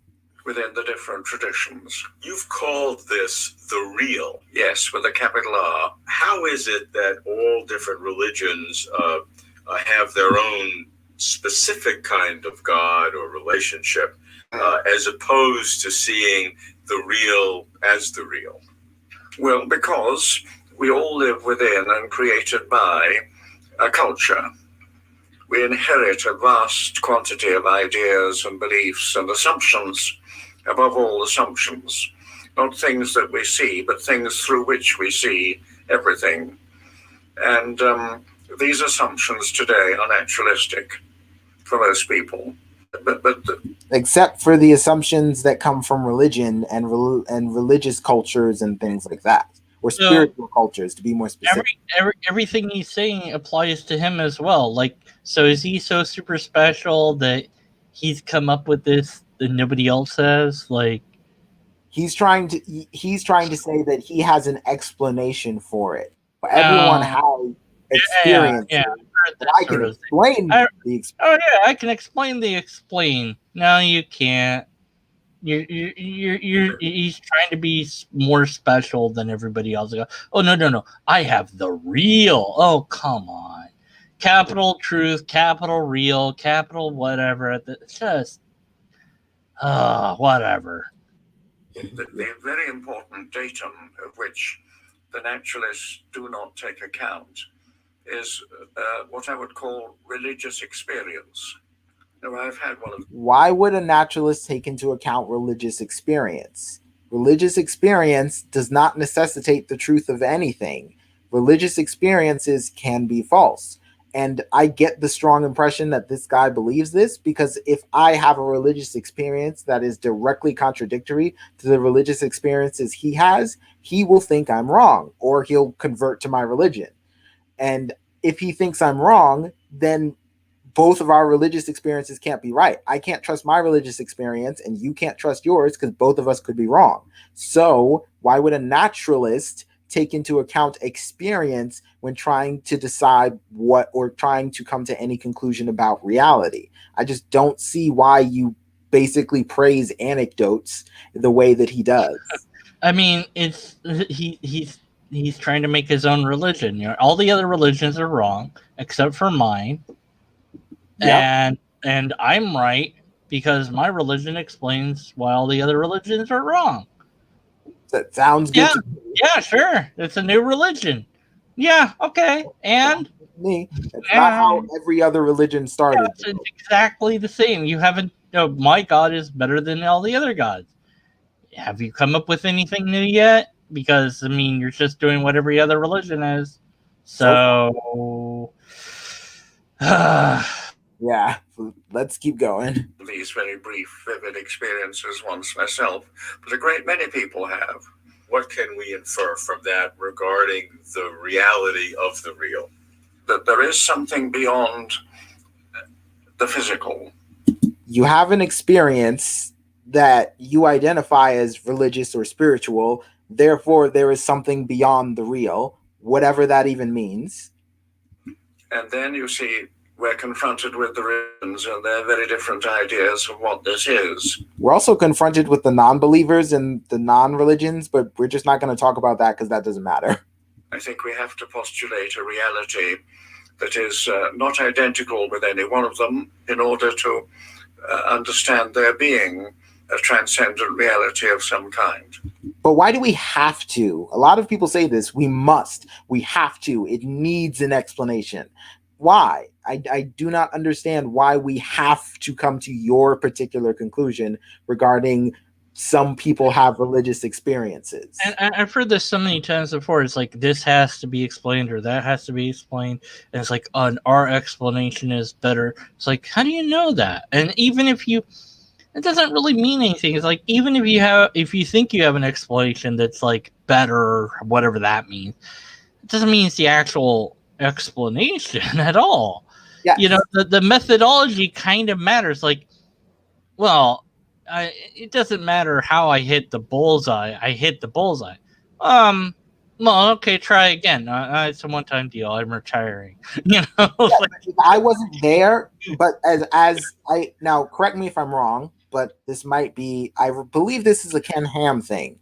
But if I wasn't there, because Ken Ham likes to say, well, were you there? You If weren't I there. wasn't there to witness you hit the bullseye, how can I tell that you actually hit the bullseye? Because I just got there and saw you with empty hands. I don't know if you threw something, if you had a gun, if you had a bow. I have no idea. Well, So instead of explaining those things to me, you just go, well, I had an experience. I had an experience. All the these, best these explanation is- don't you know the 500 other people that also know that I hit the bullseye?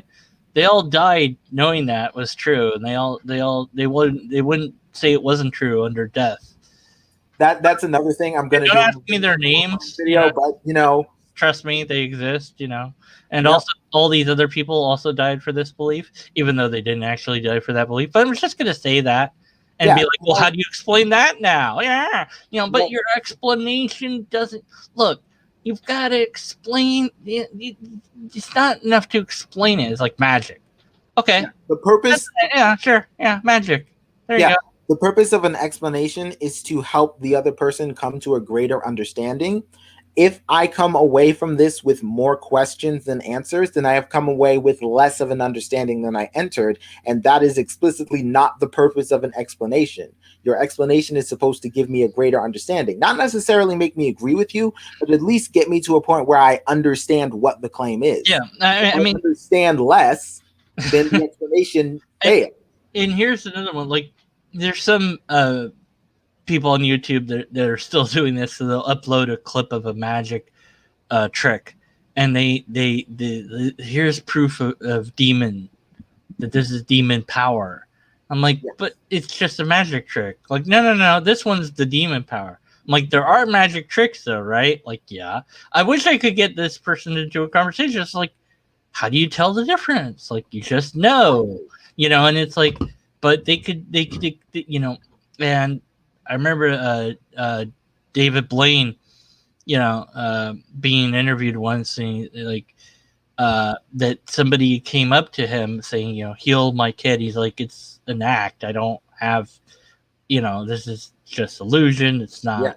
And they were convinced that if he just touched their kid, that he would heal them. Exactly. I don't know that he did, because he didn't say whether he did or didn't, but he was just amazed that they believed this about him, even though he said, no, that's not true. And so their explanation is, yeah, even though you think that you're not magical, you are actually magical. You just don't know it, because that's the only way to explain what you do. And so that is the explanation, is it's not illusion, it's actual magic. You're really making the thing vanish and then reappear. It's not, and then you're tricking yourself into believing it's an illusion or whatever, because and that completely fails, because you have no idea how the real, not apparently, since it's not a trick, you have no idea how the thing was done. You have no idea how he dematerialized a woman in a box and then rematerialized her on the other side. Because he's magic, but that's explanation. That's the explanation. It doesn't help me understand anything. No, of course not. But that is an explanation, and you go, well, it explains everything. Well, yeah, but it also explains nothing. So that doesn't really help us, anyways. Yeah. But I do want to keep going, so let's keep going. Also, just to let you know, I usually keep to the 2-hour mark, but because I missed last week and because it's New Year's, I want to keep going, because there's this video I want to do and there's another video I want to do that I have not seen. So I really want to get that done. So if we go a little longer, I'm okay with that. You just told me to shut up. That's all you're saying, right? No, I'm saying the time limit is temporarily disposed. All right. John's the real, which is impersonal and indescribable, other than being transcendent and transcategorial. It's indescribable, except for these things that we're just going to describe. Okay. Is not God in any traditional sense. But if one, which is why it's in this video about what a God is supposed to be, rejects both materialism and a personal God, John's the real is a place to ponder ultimate reality. Whatever that is. What? to reject either. Materialism seems the pure output of science, and a personal God is what I wish to exist. And there's your bias, just in case you were There looking you go. for it. It'd be funny if like a giant hand grabbed him from the water and pulled him in. That'd be kind of cool. Be like, and there's God right now. Blah. Be a good ending to this. Or a non-physical reality to put the It didn't happen. and impersonal transcendence to put paid to a personal God.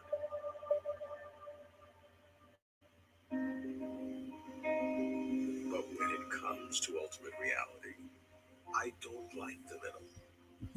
Well, there's your other bias in case you were looking for it. I don't like it, which matters for some reason. Because we're having a discussion about ultimate truth, and he's like, nah, I don't like it. I don't like the middle, so I'm just not gonna consider it. I don't get this random I don't like it thing. Truth is truth wherever it sits, including at either extreme. Or in the middle. And of course, we have an advertisement. Share more holiday joy with Optimum. Get 300 meg internet and live TV. Now $50 a month. No. Go away. No, I don't want it. Why don't you have ad block? Get ad block. Argues from the fact that not everyone is aware of the presence of God to the non-existence of God. John Schellenberg. Oh, I remember this guy. You're gonna have fun with him. Oh, I'm might be mostly quiet just to see how this affects you. John believes that while there is no personal God, there may be ultimate reality beyond the physical. John, you've distinguished between theism, a traditional approach to God, and what you call ultimism. So I want to know what you mean by ultimism. Okay. By ultimism, I mean the claim that there is a reality that is ultimate in three different ways. One, what does it mean for a reality to be ultimate, though? Because you're describing ultimism by using the term ultimate within it, which is a little bit too close to using a word in its own definition for me. But sorry, didn't mean to interrupt. Is metaphysical ultimacy. By that, I mean that this reality, should it exist, would be the deepest fact about the nature of things. Deepest fact meaning what? So the most fundamental explanation, for example, would be given in terms of the reality of this, if indeed it is metaphysically ultimate. But it's not just metaphysically ultimate. I mean, science and religion might be together. They're both looking for something metaphysically ultimate. But I think that what this universe is, the universe could be ultimate. Right, or some basic physical fact. Right. How would a fact be ultimate? And if by ultimate you just mean fact, then is this just ism or what? But where they start to diverge is when it comes to the second sort of ultimacy that I've called axiological Values. Yeah, it refers to value, and the deepest possible value, the sort of thing that gives sense to what you see and people are worshiping. But you're saying it doesn't have to be a being; it could be just some ultimate value. Well, that's why I want to use the word reality very generally, so that it allows for many, many different ways of being filled out. And the third sort of ultimacy, which continues, to move religion away from anything that science might be concerned with, is what I call soteriological ultimacy. Soteriology is the study of salvation. Well, if you call it salvation, you could call it enlightenment, liberation. If religion is true, there should be some sort of ultimate good possible for us, for humanity in the world, in relation to this reality. So why? So by ultimism, I mean the claim that there is a reality that is metaphysically, axiologically, and soteriologically ultimate. We're not saying it's a person who is ultimate in this way, and yet traditional theism says that. Traditional theism is the claim that there is an ultimate reality that is personal. So it's not a surprise that theism thinks of this person as having all these omni properties, omnipotent, omniscient, omnibenevolent. Why all these omni attributes, you might ask? Well, it's because it's only if God has those sorts of attributes, the traditional theistic God, that it would be worthy of worship and loving as well. Why would having any of those attributes make it worthy of worship or loving? I don't think being all powerful means that I have to worship or love. But I'm sorry I cut you off. I wanted to. I changed my avatar to word salad avatar. That's all I got. This guy said nothing. He said absolutely nothing. He talked That's about what subtarianism, ultimism. He said nothing. He said words, and he threw those words together, and they mean nothing. Absolutely zero. The other guy is talking about real with the capital R, and you're talking about truth with the capital T. Now you're talking about ultimism with a capital U, I'm sure, you know. So there's a real metaphysical real that's realer than the real. Yeah, that's nice. And it's not the ones that, and so it's the same thing that the other guy was saying. It's not the religion that everyone else has. Those are wrong. Mine is the right religion.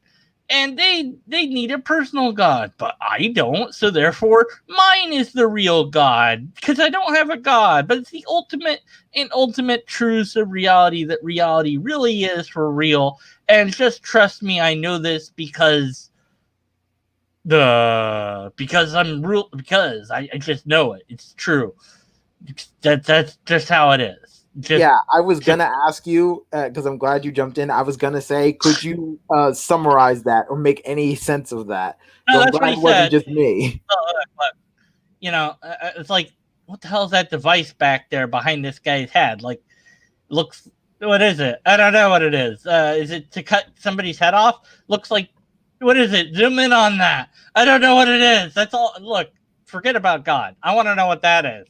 You know, let's like we could spend hours trying to figure out what that is, right? At least we might get somewhere. It's the real reality. Look, this is what I wrote. Ultimism, the claim that there is a reality that is much more real in three ways that are way more. And by the way, he never mentioned the three ways that it's more real. He just said that it's more real in three ways. That there may have mentioned them actually, but he mentioned them in such a vague way that you could miss it. What were the three ways that this reality was more real? I don't. He said it was subterranean. It was ultimately subterranean. So it's below the ground. Matter of fact, let me play his clip back so I don't take him out of context or anything. Let me find the right part. For example, ooh, wrong, too far. The universe could be all. Indeed, it is metaphysically all basic physical fact. But where they is when it comes to the second sort of ultimacy, that. So the first ultimacy was metaphysical, and here's the second ultimacy. First ultimacy was metaphysical. By that, he just means stuff that's real, because they use the example of the universe. Yeah, metaphysical. They know what the word metaphysical means. Come on, you're not saying. But okay, whatever. Okay. Here's where we get really tricky. Axiological ultimacy. This is the second way, right? So let's see what axiological ultimacy is. Values. Yeah, it refers to value. And the deepest possible value. The sort of thing that gives sense to what you see when people are worshiping. But you're saying it doesn't have to be, it could be just some ultimate value. Well, that's right. Ultimate value. That's essentially what that is ultimate value. Now, I don't know how that's different than regular value, but okay. I want to use the word reality very generally, so that it allows for many, many different ways of being filled out. And the third sort of ultimacy. So here's the third one. Make sure you're ready for this. Which continues, to move from anything that science might be concerned with, is what I call soteriological ultimacy. Soteriological ultimacy. I apologize, I got it wrong. It's soteriological. Soteriology is the study of salvation. So ultimate salvation. And he goes on to explain a little bit more that it's basically whatever people call enlightenment, nirvana, salvation. He equates them to all be the same thing. Now, see, I like my version already better. The subterial I mean, Yeah, that was more fun. It's like, it's under the ground. At least I can understand it. Who cares about the study of salvation? What the hell are you talking about? What kind of salvation? Like if I rescue somebody from a cliff? Is that no, because what he's you're talking like? not in those literal terms. Because he also said nirvana, he said enlightenment, he said all those things. I think they're the same thing, Anthological, axiological, ultimate, whatever. It's just which is throwing words spirituality. together. Like the quantum woo of this super hydromic compressor within the subdermal hydrogen and the hypoglolean of the reverse flange. Yeah, And the sure. flux capacitor. Yeah, in the flux. Well, I was going to leave out the flux capacitor. That's just obvious. Come on. Can't. Of course. Yeah. But yeah, We didn't even need to bring. I can't believe you brought that up. That was just obvious. Everyone knows that part. of course they do. But that's why I brought it up. Yeah, it's more true. It's more true than the true truth. It's so super true. I basically think this is, in my opinion, the other ones were, how do I say, they weren't vague on purpose. I think they genuinely had an understanding that they could not verbalize. I don't think he knows what he's talking about. I am not convinced he knows what any of this means. The weird thing is, he says, okay, so the reality first is metaphysical, and you're like, wait, what? Because you look up the word metaphysical, and you're like, okay, well, what? Metaphysics it's just it's the relating to metaphysics. Okay, so the nature of reality, including the relationship between mind and matter, substance and attribute, potentiality and actuality. Okay, so all you said is that there's a reality that also contains the metaphysics that we already have in this reality. Okay. Yeah. And you can swap out metaphysics with the second one, which was values, and then you can swap that out with. But that's ontologically ultimacy, or whatever the hell he said. Axiological. Axiological, whatever. I don't know. But okay, so all he said is the study in nature, types, criteria of value judgments, especially in ethics. So the ontological ultimacy. I just want to play like Killer Instinct, where they do ultra. It's just that's. So basically, if I had to charitably summarize this, basically he's saying whatever is ultimately ultimate, that's what I am calling God. So if there is an ultimate value, that's what I call God. If there is an ultimate metaphysics about the reality, that's what I call God. If there is an ultimate salvation or goal or moral goal that humans are supposed to strive towards, that's what I call God. I can't even find ultimacy on Google. I don't think it's a real word. I'm not convinced that it is either, but for the purpose, like for philosophical discussions, I tend to doesn't matter. Real. I tend to make up my own words, so we don't need real. We're beyond real. Yeah. So that's just my charitable interpretation, is that he's just what it's kind of like some people who say, well, whatever is out there. Yeah, sure. If it's ultimately this, that, or the other thing, then that's what I call God, which doesn't make sense, because once we get away from that, we still haven't answered, in my opinion, the question of what God is. We're just talking about his attributes again, because God is ultimate, and he's ultimate in this, that, and the other way. But you're still not explaining how God functions. You're not explaining what God's ontology is. You're just like, he's like, last word, metaphysically ultimate. What was it? Because I'm sure it's maybe that's actually a philosophical term. What? Go back for a second. The sort of thing that makes sense to the universe could be ultimate values. Yeah, it refers to value, and the deepest possible value. The sort of thing that gives sense to people are worshiping. Would you say it doesn't be a being? And the third sort of here it is, which continues, to move religion or anything that science might be concerned with, is what I call soteriological ultimacy. Soteriological ultimacy. Okay. If you find anything or any resources related to what he's saying, please post chat. Okay, well, I don't know if I'm spelling it the way that he is, but I did find an entry for it. Is sub? Wait, we have closed captions. Huh? Oh yeah, we have captions.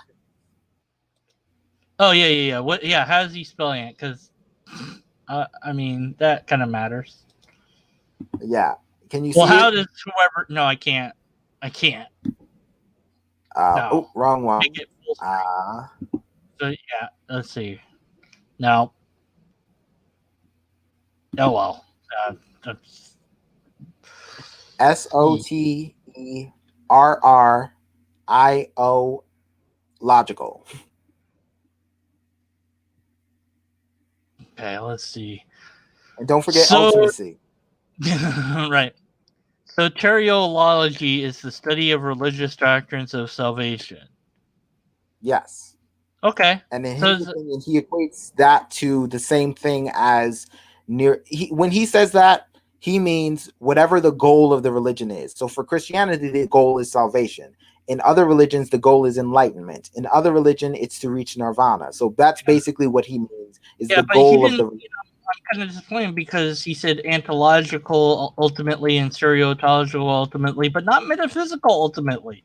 So that's kind of interesting. The metaphysicalness of this ultimatism doesn't have to be the ultimately metaphysicalness. That's I don't know, just a little bit of a He's saying letdown. it has to be ultimate in all three categories. I like the first one that I found though because I spelled it subterrial, and it's a planet located on the galaxy Outer Rim territories. At some point before the Clone Wars, Dexter Jetster spent time prospecting on that world. So that comes straight from Wikipedia. I mean, who's going to doubt Wikipedia? I believe more likely that that's real than whatever the hell he said. Well, at least Wikipedia most of the time has sources, but we're just going to leave that alone. Wikipedia. I'm sorry, Wikipedia. Okay, Wikipedia. Yes, Wikipedia. Let's get back to where we were.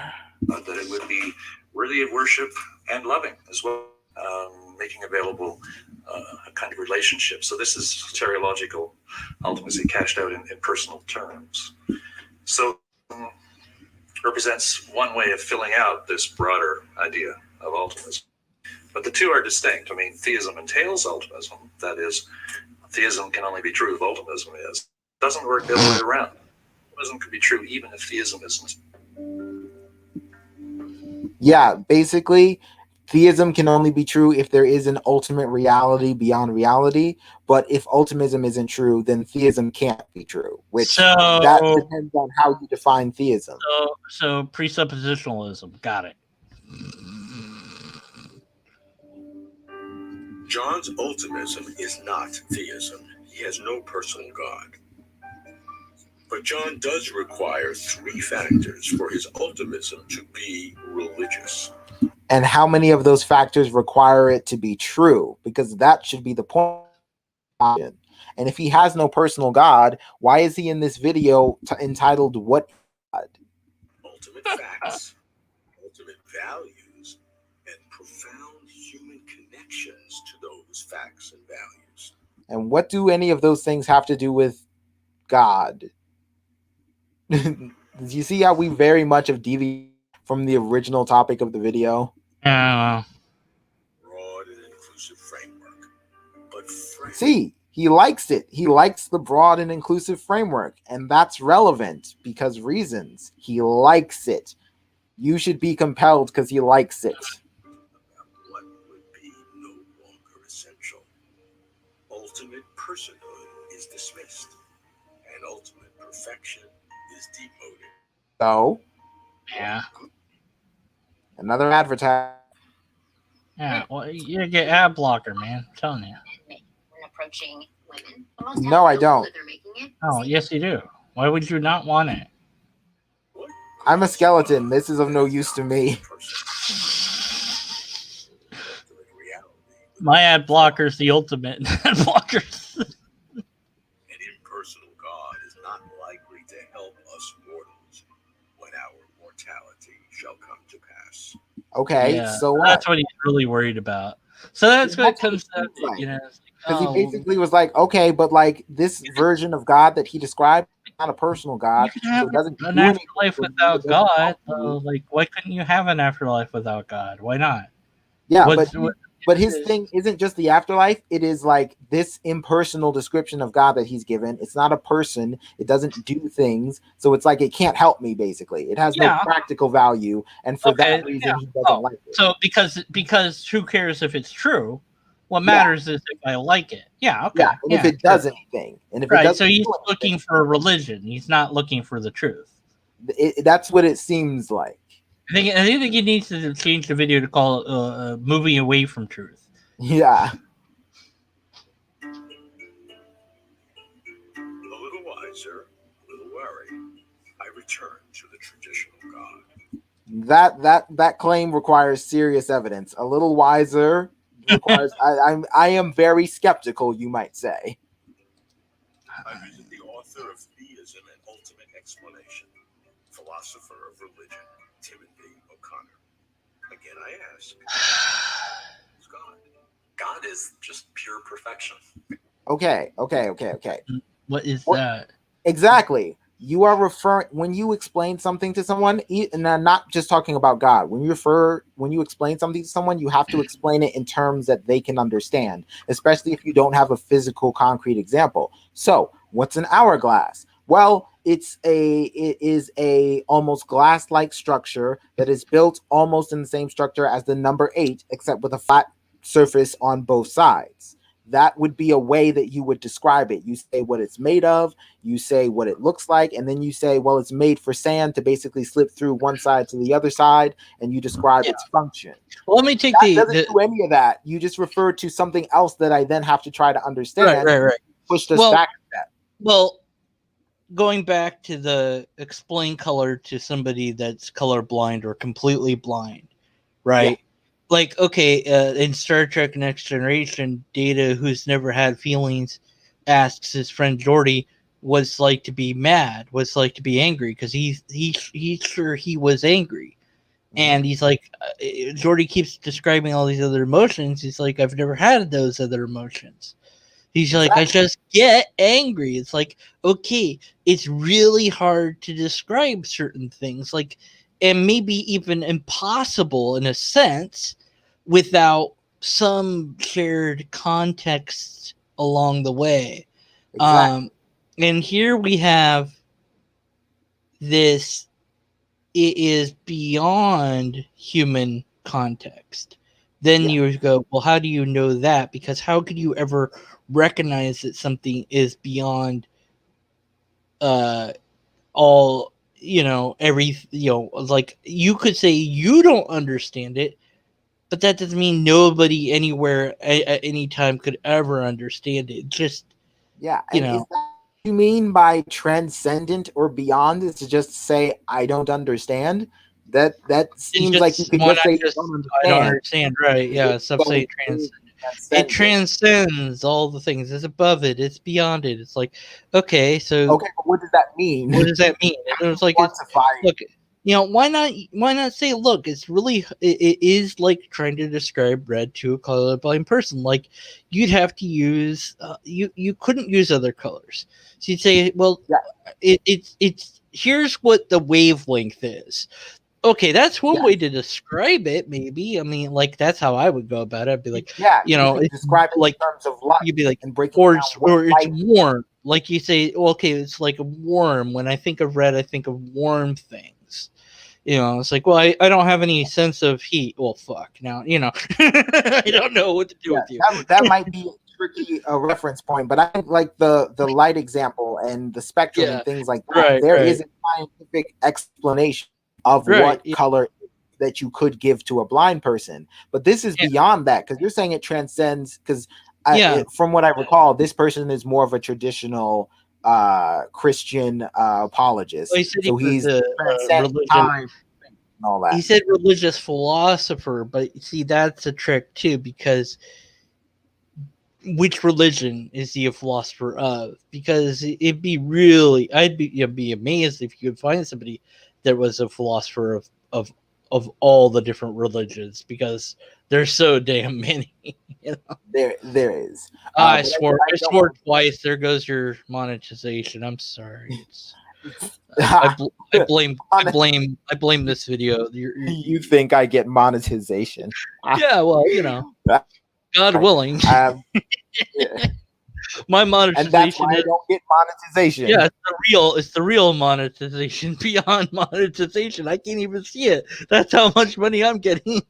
Exactly. But let's keep Yeah, going. yeah. I don't want to get too ahead of it. God is the transcendent creator of all else, totally self-sufficient being. Okay, but when you don't, self-sufficiency doesn't make sense in terms of not describing what the self is. So if I don't know what this thing is and you say it's not dependent on anything else, that doesn't tell me what it is. How self-sufficient? By what process does it sustain itself if not by any known process that I can understand? Perfect in power, knowledge, goodness. Perfect meaning what? Again, you can say it's perfect, but that doesn't tell me what it actually is, because different people have different definitions of what perfection is in their head. So what is perfect knowledge, power, goodness, all that stuff to you? And if you don't tell me, well, how am I an understanding of this thing? Philosophers and theologians have long thought of God in the way I've described as a perfect being, and that has led them to some very counterintuitive conclusions about the nature of God. For example, that God is utterly outside of time. That might sound like a harmless thing to say, but when you try to unpack that, you realize it means that there's no change of state in God. God doesn't first think this, then that, then some other thing. And so if God is somehow interacting with a human being, the person naturally thinks of himself as expressing some thought to God, and God in some measure responding to that, a sequence of events that God is bound up with. But if God is outside of time, there is no before and after. It's just one eternal now. And that Eternal is, I said this earlier, eternity is contradictory with the idea of infinity, in the same way that zero is contradictory in the same against I messed that up. I said that wrong. Eternal and timeless are contradictory in the same way that infinity and zero are contradictory. So if you want to say that it's eternal, then that's not timeless. That's just all the time. That's all of the time that could ever be, in the same way that infinity is just all of the numbers that could ever be forever and ever. So it's not necessarily a lack in what I think he's saying. But other than that, I think he's actually right in terms of, if God is outside of time, then he can't change in any way. He can't first do this or then do that, because those concepts don't mean anything without time. So I actually agree. There's no when if God is beyond or above or atemporal or however you want to put it. Then there's no when for God to be Exactly. and therefore say God is unchanging. It's like, well, then it can't. How could you ever have a new creation, because that's something different? So how could it ever do anything? It couldn't do anything because doing something means to change. So you couldn't. So okay, I agree with the one point that's like it causes them to come up with absurd conclusions. Well, yeah, because it's all absurd to begin with, probably. But okay, so he's just gonna have a different version of God. Okay. And so, what is his version of God going to be? Let's find out, I guess. Let's play the wheel of who has the actual God. Yep, spin the wheel. That begins to seem very impersonal. The other properties you mentioned very quickly, all powerful, all knowledgeable, all good. Is that the totality of what God is, or is there 1,000 different characteristics? Or are there only 4? Now, I'd like to point out something that might seem small, but it's very important. He just mentioned God's characteristics. God is not God's characteristics. You still haven't answered the question of what a God is. You just told me what characteristics it has. If I ask you what a tree is and you say it's tall, that doesn't tell me what a tree is. You've given me a characteristic that it possesses, but I still don't know what a tree is, what it's made out of, how it functions. I have no greater of an understanding of it. So giving me God's characteristics, regardless of how shady the evidence around them might be, doesn't give me a greater understanding of God, because we still haven't answered the actual question that was asked. You got something, or No, my brain is gone. okay. We'll just keep going then. Ascribe to God characteristics of power and goodness and knowledge, in part because they seem to us to be Okay, those are perfection. 3. I got Right. 3. Okay. Right, and No, you might add, we might come up with another handful or so. but I won't need more than 2 hands. I think that's right. Okay. By the way, how do you come up with these attributes? Just Because other theologians have said it, so that makes it true. Oh my God. Encapsulate God. Is that what you're telling me? You can encapsulate the extent of what we can conceive of God. The core characteristics. Right. But it might be that there is an infinity of perfections in God. what would that even mean to possess an infinity of perfections? See, maybe, and I always say this in everything. If someone comes across this at any time in the future, please comment. Explain to me how you can have a multitude of perfections to an infinite extent, or an infinite number of perfections. What does that mean? How that's not relating it in any term I can understand. Well, it's probably in the more realness that we're not in. We'll only understand. Yeah, I forgot. He's in real squared. Like, no, that was the other guy. He's in real cubed. Oh, real cube. My bad. I get my reels mixed up sometimes. Yeah, me too. There's some things that are absolutely essential to God, or are they all essential to God? The core is perfection itself, and we might persuade ourselves that power is a very fundamental feature. While we're on the subject, what is power? Because that's another term that you absolutely need to define if you're going to say God has an infinite amount of it. So please define what is power, sir, please.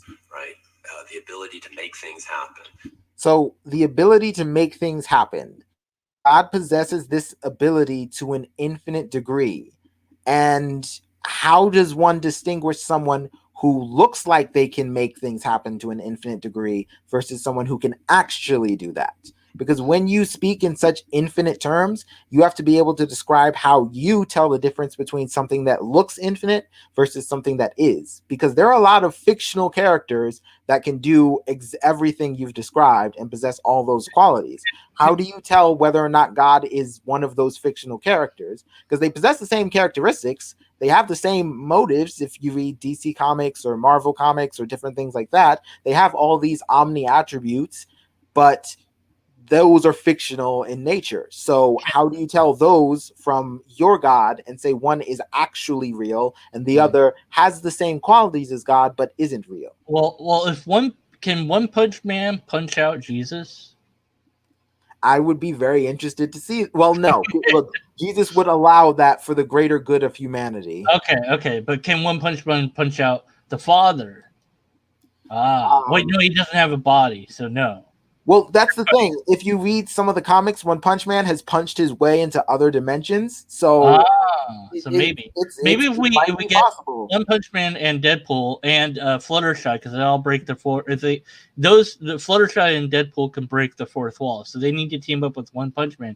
So the 3 of them working together. Maybe Discord, throw him in there too. Why not? And also Q, because he's the same guy. Easy. Throw them all together, and then have him punch God. And then would he knock out God? That's the question. That's the only question that matters.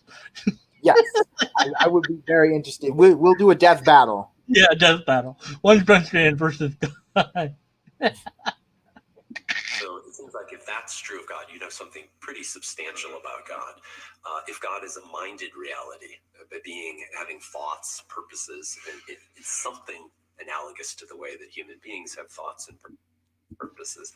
Is it? Because as far as you've described, unless you can take me to where God is, God occupies no physical space. So what does it mean for God to just be a mind nowhere and have thoughts? How does that process function? I use this analogy before you joined. As far as I can understand, a mind is to the physical body as software is to hardware. And if you're proposing that software can just exist with no hardware component at all producing it, I don't know how that would work. So when you invoke these things, you have to explain how they work. You can't just casually mention, oh, there's this software that doesn't require hardware, and then move on like you didn't say what you just said. Did you have anything to add, or are you good? No, I'm good, man. I'm good. Okay. That's a very important fundamental characteristic of God. There might be more esoteric, though, aspects of God that are equally essential to God's nature that we know nothing about. Wait. There's nothing corresponding to it in our spatio-temporal, finite, limited reality in the way that there is something corresponding to power and knowledge and will. Is it fair? Which I think that point is debatable because all of those are more or less human concepts, and we decided what those definitions are. But putting that to the side for a moment, God's nature is whatever God, if God has all these attributes and characteristics and those somehow are well defined, God's nature is whatever he wants it to be. There is no such thing as God's objective nature or anything like that. Whatever, so you can't use that as an appeal because God could just change his nature. Whatever nature he has is one that he decided he has or just didn't bother to change since forever. So as far as I can tell, God's nature isn't really a thing. It's just whatever he decides his nature is at a given time. Fair to say you're defining God as an ultimate explanation. God must An ultimate explanation of what, though? be an ultimate explanation, or it's not God. That's right. If we go back to our That is what I'm trying to remember. That sounds like the ontological argument. It sounds like you just defining God in a way that he must exist because you defined him to must exist. But that's not how that works. You can define something all you want, but our definitions are under no obligation to correspond to reality. So you can say it must be this thing because that's what necessitates its existence. And if it's not this, it's not God. But that doesn't mean you're right. And I want to know how you tell the difference between when you're right and you're wrong. And if the only way you tell the difference is by defining yourself as right, that's not how being right works. Also, I'm going to keep going, but stop me if at any point you want to say anything. Okay? I'm good. Okie dokie. fundamental core concept of pure perfection, such that there's no dependency on something else that plays some explanatory role to you that accounts for why you are as you are or why you exist. That's a more perfect way to be. So if God is pure perfection, he would have to be that way. There's an ad break coming, so brace yourself. But basically, God doesn't require an explanation, which is... Of course not. Of course not. All the other things require an explanation except for the explanation. Duh. After 30 days, obviously. I could not believe my before and after picture. I literally rolled back the hands of time. Hold 10 on, years. that's because you haven't seen the ultimate picture yet. Of course not. You haven't seen the real cubed picture. All right, let's keep going. We're almost done. About ultimate reality. Call it God, or the real, or ultimism, or anything you like. I begin with God's most general features, then add those more specific. So you don't start with a definition of God. You start with what you assume to be God's features and then work from there. Gotcha. The list is cumulative, but it can stop at any point. So, God may be any or all of the following. But can't be none of these things because reasons. Transcendent reality. Whatever that means. Ground of being. Whatever that means. Ground of ultimate value. Whatever that means, you get the joke. Pure perfection. Ultimate mind. All powerful, all knowing, all good. Personal. Concern with humans. Strength through weakness, life through death. Whatever that means. Now, does anything exist to which one or more of these descriptors really apply? If so, mention why. Different descriptions of God seem dispirit me. It's what I'd expect if humans created God, not the other way around. Mm-hmm. I ask the questions, but expect no answers. I post the categories, but dare not select among them. But you do tell us which you like and which you don't like for some reason. For God, progress enough on closer to truth. And that's the end of that episode. So, what were your impressions? Well, I think Besides your- that I think that the theology is just tired, and like they're like, oh yeah, well, classic theology is boring. I'm gonna come up with a better theology that's not so boring. Mine isn't. Mine is more true than theirs, and then the other guy's like, no, no, no, no, no. Mine is more true than yours. And it's just like these guys have spent so much time in philosophy and in theology that they've come to believe their own nonsense. And it's, I mean, nothing they said at any point came even close to trying to address the question of what this is. They all tried to say attributes or what they what it believe, does, asserted, what they but what wanted, it's not. but it's not. Of course, that's very classic theism, is what it's not.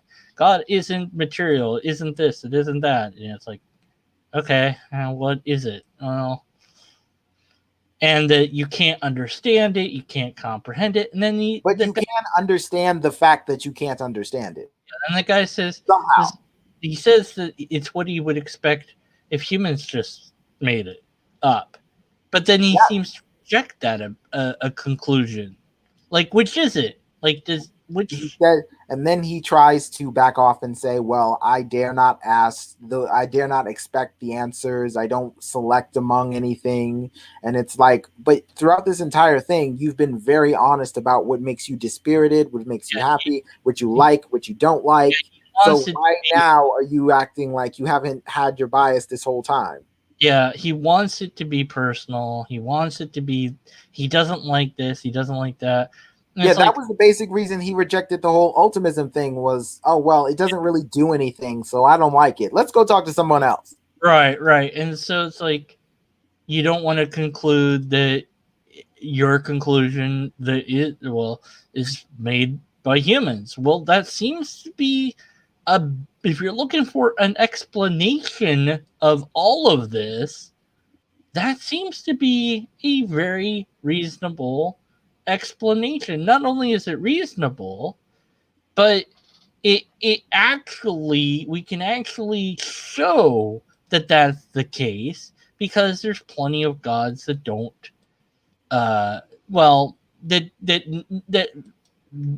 hardly anyone or no one believes it. Of course, you can't really say that, because there's always somebody out there that wants to believe in something crazy. There always is. There's always somebody, right? There's always the one guy or the one girl, right? But obviously, a god that nobody knows the name of anymore, well, then that would be a god that you couldn't believe in, because you wouldn't even know what to call it. So Yahweh's a god. Shiva the destroyer, or just Shiva, I guess, that's a god. And Zeus, that's a god. And so at what when the one guy said, what god do you not believe in? And I said, well, what do you got? Because that is kind of my answer is, you're the one making their claim, not I'm just saying I don't believe that. And this is kind of the intertwining of atheism and skepticism. Of, in regards to the word God, I'm kind of an atheist, not fully, because I don't completely agree with the definition as given of atheism. I don't think that this is an impossible concept. I do agree that it seems that everybody has a different idea of what the belief it is. And that's kind of the feature and the problem is, if we're going to try to answer what God is, I would have, my answer would be, it's it is a belief that humans have created over time due to pattern seeking. It's an idea that has evolved with humanity, and that seems to be, it is a concept in the mind, in the brain, and nowhere else, and that's what it is. Now, I can make arguments for that. I can't demonstrate that because it's not. I can't demonstrate the number 2 either. So there's certain limits to that sort of argumentation, right? Mhm. And so when I get this, I just got that message of you're not talking about the real God, because all these guys, they have the real God, they have the true truth, they have the real, they have the metaphysical, they have the whatever, and it's all saying exactly the same thing. Everyone but me is wrong. All the other religions, they got it wrong. Mine is the one that gets it right, and that makes me super awesome special. And this guy, by looking for God or whatever he's doing, is essentially he's looking to find a way to make himself matter in some bigger sense, because he's thinking about mortality, and that intertwines with the God beliefs more often than not. And he doesn't like that he's mortal. Well, hey, I'm with you there. Man, I don't like that either. I wish there was a different, way about that. But it's like, just because you don't like stuff, that doesn't make it false or true or anything. It doesn't matter. Yep. Your personal preference is irrelevant to whatever the truth is. If there's a God, and all these people are saying whatever they think God is, or kind of what it isn't, or whatever. It's like, well, one thing seems to be sure that we should all agree on, but people won't, because is it doesn't communicate with us, at least not in a way that would resolve the question. Like, I could ask you, hey, skeptic skeleton, what are you? Well, you're a skeleton. Okay, well, that's an answer. And be like, oh, how do you talk as a skeleton? I don't know, magic. Okay, right? Well, I could explain. I'm a skeptic. I'm a skeleton. Skeptic, you're skeptic. Skeptic. I fused with myself and became done. He's not just a skeleton; he's a transformer. He's a skeptic. Da, da, da, da, da. I did the fusion dance with myself and became the skeptic. I could say I'm a skeleton and I am made out of bones, and the bones function in this way. And I have consistently managed to exist despite the absence of my human flesh through A, B, C, D, or X, Y, Z. Or you But can at just least say, look, man, you're overanalyzing. It's an avatar name. Get over it. No. I'm just saying that's the structure of how you answer that question. Yeah, right. But the actual things obviously are made up because it's an avatar, but the structure would be the same. Right. If I was just saying it's an avatar, I would explain what an avatar is. Exactly. But I wouldn't say I am the skeleton that is the skeleton cubed above all skeletons in the most ultimistic, subteriological way. Right. It's like, well, you have a skeleton, right? But you've never seen your own skeleton, so how do you know it exists? Like, Well, thankfully, I'm just a skeleton, and I have a mirror, so that works out pretty fine for me. But you don't have eyeballs. How can you see? Magic. Just leave me alone. You know good and well there are blind people whose senses enhance so well that they can sense everything around them. You don't have any brain either. Well, maybe you do have a brain. That, to be fair, you might have a brain inside of the skull. To be fair, you know how their senses increase when they lose one sense. My senses are like 10,000 times that because I lost all of them. Oh man, but these guys, look, at the end of the day, when I was a Christian, I don't. If I had been asked what God was, I probably would have given some sort of answer like God is love, or something like that. Because the Bible, which is where you get all your information if you're a Christian about God, doesn't tell you what God is.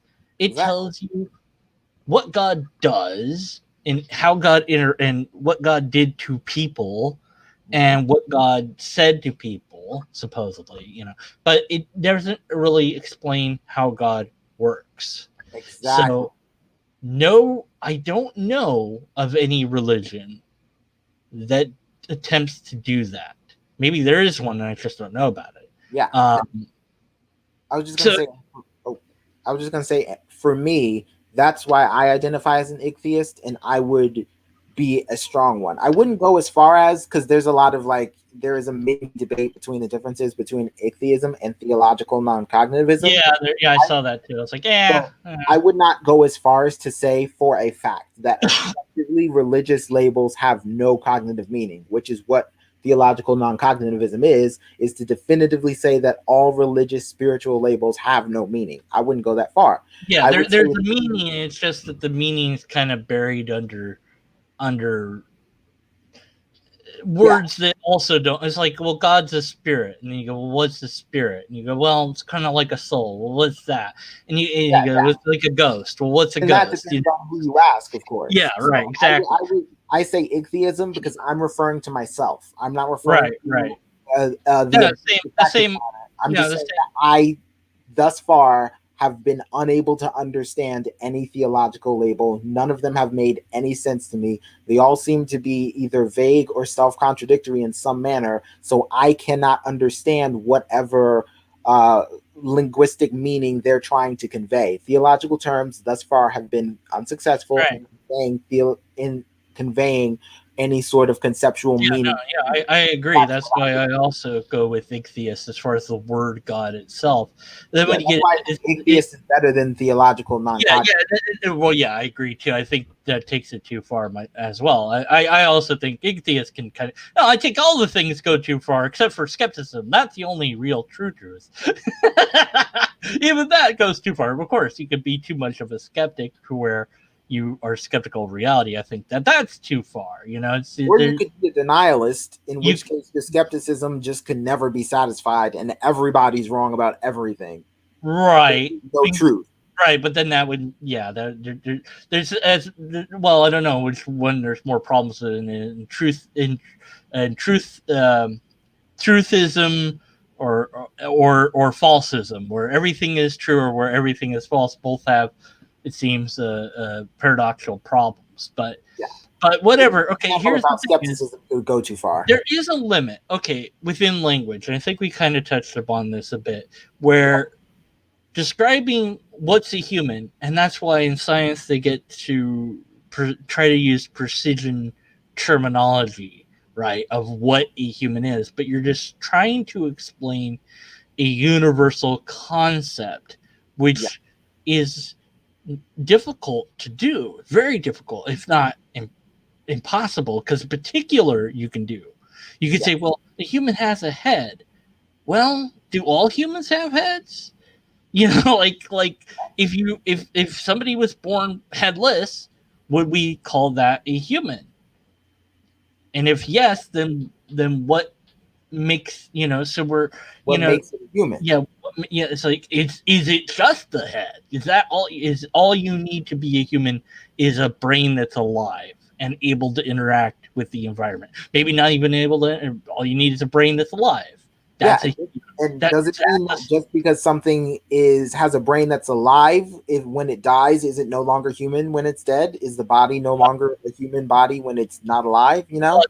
And then you get into the heap of sand paradox, where it's like, you take one grain of sand away, you still have a heap of sand. You take another grain of sand away, you still have a heap. And at some point, you as the human say, there's no heap here because it's flat, or it appears flat to me, and you're done, and you're said, and you go, there, I've answered the question.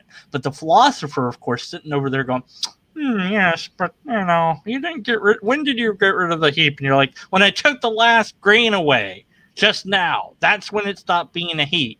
And it's like, well, how many grains? You know, it's like, I don't know, it's 1,000, let's just say. Okay, so is it 1,000 every time? No, it's going to be different depending on the size. So here's the quantification, boom. And then you come up with some quantification like we did with pebble, like what pebble is, right? And that's scientific. You go, here's the parameters. You go, well, those are arbitrary. Yeah, and we had to pick somewhere to say, here's where we draw the line. And okay, it's arbitrary, but once you've decided that's where you draw the line, if you draw the line there every single time, then you have something that at its core is arbitrary but becomes objective because you can then use it Like, when is a measuring stick a measuring stick? When you write the numbers on it, or when it's the length of a measuring stick? Who decides how long a measuring stick is? Well, we did at some point, and then, they had this whole video on what was it, the weight, or the what a thing weighs, like, and it was really important. So they figured, like, how many molecules are in this one object. That's what equals a pound or something like that, right? Right. And it's really important to have a standard that's universal across the world, that doesn't change ever. And this abstract number that we've arbitrarily chosen, that was a real object, is frozen in place by the amount of molecules it has in this moment. Even though if it decays, it doesn't matter. In that one moment, that's what a pound is from now moving forward. And so we can all know what that means. And even though it's arbitrary, it becomes useful as a measurement. And people get caught up in the, well, if morality is arbitrary, then it doesn't really matter. It's like, no, because you start with the arbitrary. You can't help it. And then you make that, you say, that's where we're drawing the line. And then we use that to measure other things. And this is the natural language problem. Logic can't solve it. If you and I sat together with... Well, I was going to say, that's the thing. I'm not necessarily convinced that that's even a problem. So if we come up with a definition that we mutually agree upon, then it doesn't really matter whether or not it's arbitrary if we all agree to function. If we could all agree upon it, right? Yeah.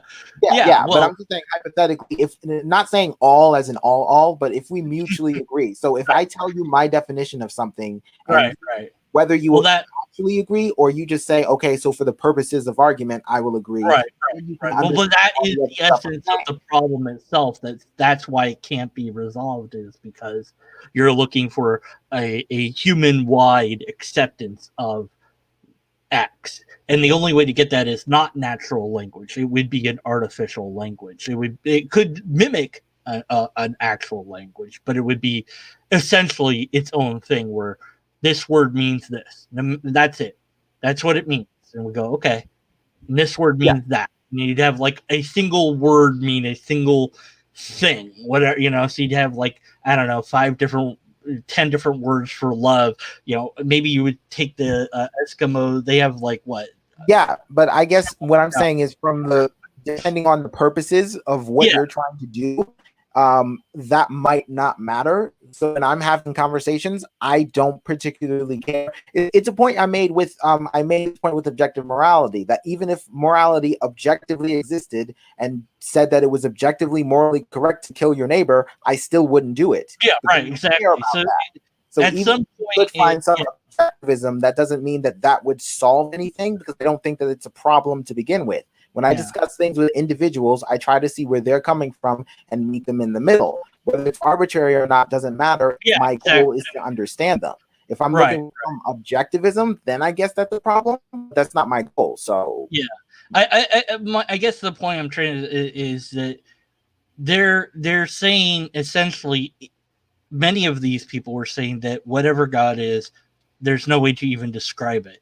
And it's like, but that's a description. Yes. In a way, you did describe it by saying you can't describe it. That is a description. So there is and then they say, here's what it's not like. So you know what it isn't. And there's a methodology, I hope. There's a methodology behind that. But they never get to that. Led you there. They never get to that, because the only place that you find ideas from God are from the religious writings. And they don't want to just admit that's where it's coming from. It's the idea of God is coming from somebody else that came up with the idea of God, and then that idea came from somebody else, and it goes, and you can track the evolution of God throughout time, and it branches off and it mutates, and some live and some die, just like any other idea. And if it was a real thing, that'd be really cool, but it isn't interacting with humanity in a way that makes it so obvious that nobody could you know, or most people. or yeah. Well, I mean, if it's God, then obviously it could just make everybody believe it or whatever, Well, right? if it's a God that's omnipotent, then it could. Yeah. Well, oh yeah. But then of course you always have the problem of, well, if it's a powerful enough entity that's able to change brains, then it could say it's God, and I wouldn't have a choice because my brain says it's God too, and I might. But it's like, is it really God, or is it just forcing me to think it's God? There's no way for me to know because Yes, I do have I have another video I'm going to do for the next stream next week. And it's quick spoilers. It's going to be and I'll do more than one, but it will primarily be why doesn't God reveal themselves? And when I was writing the script for that, which sometimes I tend to do so I don't go off track, when I was writing the script for that, I came up with the idea that if God is the omni God, then God possesses the ability to not revoke my free will, but actually show up and convince me that he exists in a way that I can't deny. So he could convince me and I could be a Christian, but I'm not because he hasn't done that. So as to why he hasn't done that, yeah. they have not done that. So when you get into, like, say, the ontological, or it's like the greatest thing that can be conceived, I go, sure. The greatest thing I can conceive of is a thing that would not only exist, but tell the entire human race that it existed in a way that nobody. I can, the greatest thing that I can conceive of is pizza. So yeah, that's I mean, once I get the infinite wishes, then I'll worry about that. But of course, but go on. But that's the thing is, like, I get it. There are limits of language. I grant that. There are limits of understanding. Granted, but you're not getting to the core of this. Is where did you get these ideas from? And because these people, I do not think that they're being honest. The theologians, of course, they're getting it from their Bible or their holy scripture, whatever they call it. Mantas, writings, whatever. Did he only go to Christians and Catholics, or did he? He went to they weren't all Christians because some of them, they said they don't believe in a personal God or things like that. They had ultimism, which is its own thing, not Christianity at all. So they had real, which wasn't Christianity. So we had a couple of people that weren't Christian. But I know it wasn't the first person was Christian, but he was a heavy air quote scientist. I don't know what kind of science he did, so I have no judge of his credentials. But he was a scientist, and then he did a pastor, and he did a philosopher of It religion. doesn't seem like, and I know those two were definitely Christians. Yeah, but it seems like he visited Western people, not like East. He absolutely was very much on the Western side, and didn't. And it's like, why aren't you going to look at the Eastern stuff too? Because you're not getting the full picture. And then why not talk to non-religious people as well? Because you're not getting the full picture. And at the end of the day, why are you asking humans? That is another thing. So another thing. Remember where I heard this exactly. I think it was Matt Dillahunty, but it's like, even if God is all these omni things and God is perfect and stuff, we're not. So whatever messages you get from a human are going to come from somewhat of a flawed perspective. So even if God is perfect as you say he is, that doesn't mean that his message is, because the message is interpreted by humans. And then the problem is when I say, hey God, what are you, out loud or in my head, alone or in front of people, I get no response back, and so I have to conclude that it cannot hear me, or if it did hear me, it cannot respond, or and I get into all these things. I'm like, or maybe it's just not even a thing. And that last, it's like, maybe there's aliens out there. Yeah, sure, but they're not saying hi to me, so they really don't seem that relevant. Exactly, but if someone I'd love to know the truth. I would. I want to know the sum total of reality. If there's a God, or we all. Well, maybe some people don't. A lot of people. A lot of, who knows how many of us, but we do. The two of us, if nothing else, we would love that. But to get there, the question, what is God? You could say the sum total of reality. That's at least an answer to some degree. And then you say, well, what do you mean by that? Well, that sounds to me just like reality then. So then God is just reality. So then why do you have the word God? Just say reality. I don't need that word. I'm just saying you asked me what it is, and I'm answering that that's what it is, or like my answer, you could critique that and say, well, you said that God is nothing more than essentially a figment of our imagination. I'm like, well, I put it in more nuanced terms than that, but okay, fine.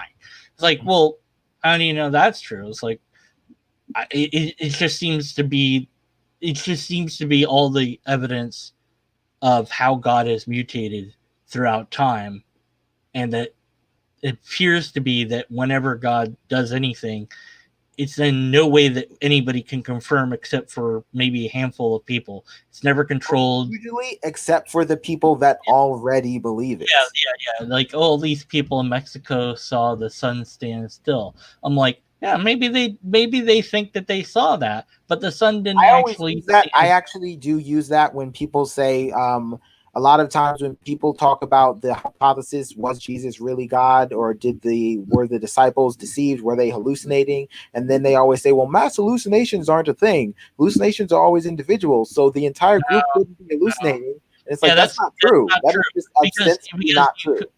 The best way to explain crowd behavior, if not the word mass hallucination, okay, fine, because something does happen in a crowd that doesn't happen to the individual. When you're part of a group of people, you behave differently than you would on your own. It's just the way it is. And it's been seen, people have studied how riots happen. And normal people that would never break the law all of a sudden find themselves breaking the law, and they do not know why they're doing it. Afterwards, they have no idea why they did it. They didn't. It's like, I just did. Everybody was doing it. I just did it. I don't need to go that far. If you were speaking to a religious person who said things like that, and it's like, okay, you don't think mass hallucinations are a thing. What do you think happens when people of a different religion, and not a monotheistic one, of a completely different religion, have collective religious experiences? That's all from the demons, of course. Yeah. Of course. But if you want to say that that's the case, then it's like, okay, then how do you know yours wasn't by the demons? Because ours is not the demons. Of course it's not. Are we, and it just goes. That is one of those, you didn't answer how, you just sort of repeated. Like you asked, well, where's this power coming from? How does it work? I've asked this question too. I'm like, what's God made out of? And I got an answer from a Catholic. God's made of itself. And I'm like, okay. That is as useless definitions get. Yeah, I mean, like, it was an answer, at least, because some people say, well, you're not answering the right question. It's a categorical error. God isn't made out of anything because it's not matter. And I'm like, okay, so God isn't made out of anything. How is that different from something that doesn't exist? And that's the fundamental point in a lot of my questions, because it seems like I'm just nitpicking for the sake of nitpicking. No. But I asked for the definition so I can say, here's what this thing is, and how do you distinguish it from something that's exactly like it but not real? And if you can't tell the difference between those two things, if you can't give me an example of something that's false and then say this is how we know this thing isn't false, then I can't tell the difference. I can't make a decision because they look exactly the same. Someone on the atheist experience, they did like an example of like one jar was I can't remember the jar of jelly beans, right. Now I covered one was divine odd or even, and then it's like declaring it's odd. It's like you don't know that. And one has timeless, spaceless jelly beans, and the other is completely empty. And then you put them together, you switch them up a bit. How can you tell which is which? And if you can't tell which is which, how are you a theist? Or how are you a jelly beanist or anything? And that's essentially where my position boils down to. It's because you're introduced to this concept usually when you're young. Not always, because it's not everybody. But we are pattern-seeking creatures. We want narratives to explain. That's why I come back to this. How do you explain things? because they're assuming there's an explanation. What if there was no explanation? Precisely. That's why when we were talking about the real guy, when he said, well, there are data that must be explained. It's like, well, you know that. A, there might not be an explanation yet, or B, there just might not be an explanation. And that's just something and every single time, if in human history, every time that we thought it was a god and we were wrong, it was something else that is weird. Like I said, thinking about reality, what we actually know, like, okay, my hand appears to be solid, but actually it's made up of these particles of possible energy fluctuations. And I'm like, well, what's that? What is it like to be at that level where you're just a particle of potential energy fluctuating around? That's the sum total of reality. What if that's all it is? It goes down to this little bit, tiny bit of matter, and it can't go smaller, and that's just what it is. Okay, then that's what it is. I don't know that is what it is, but I can't, I'm like, and it's like, well, we're going to discover that actually you can't discover God by looking at your hand in that way. But at the same time, simultaneously, the same person will say, look around at the trees, that proves God. It's like, which is it? You can find it, either God is a natural thing that's out there to find, or you can't find it.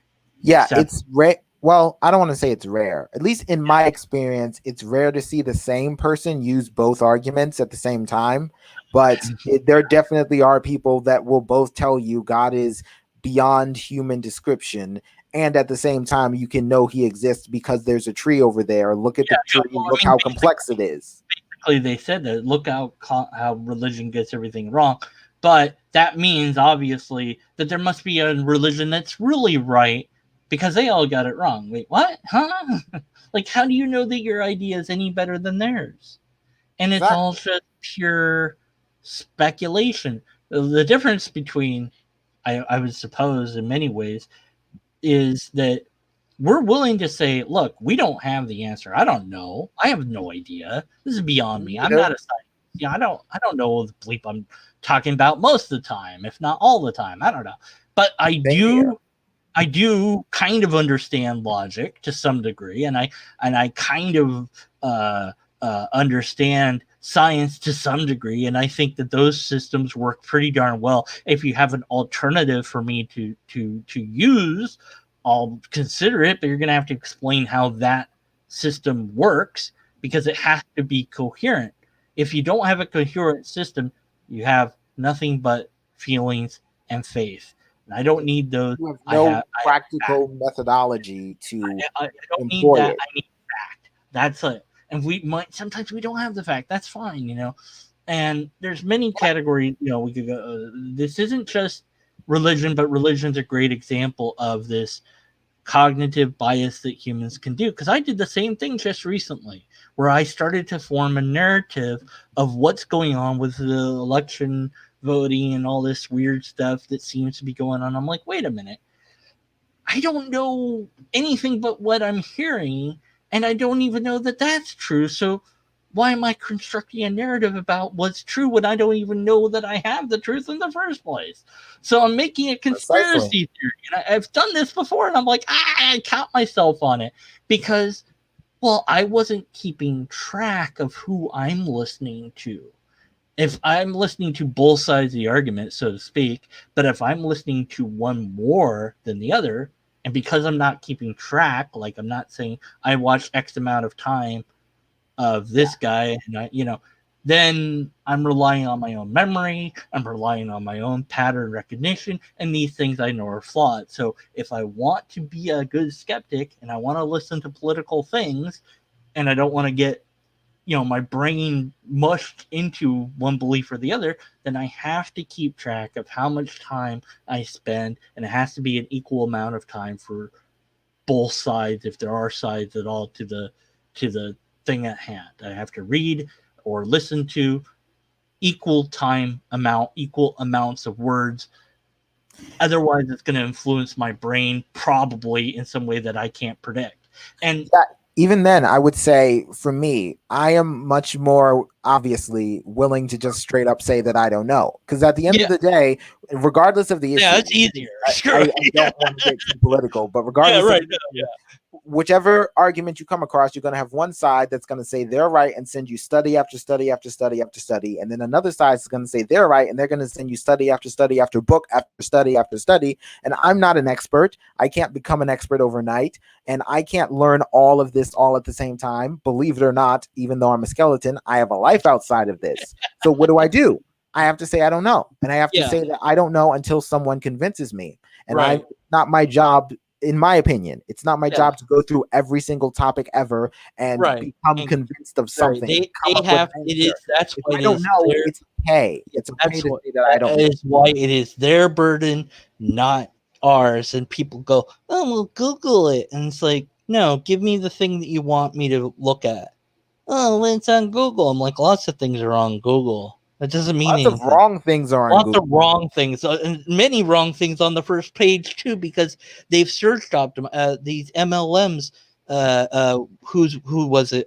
Rhino, and this other guy was Dominic. This other non skeptical creator. We're talking about being scammed by MLMs, and it's like if you try to look up the thing, you get inundated with all the positive messages, but they are framed as negative. But when you click and read it, it's like, and here's why we're not a scam.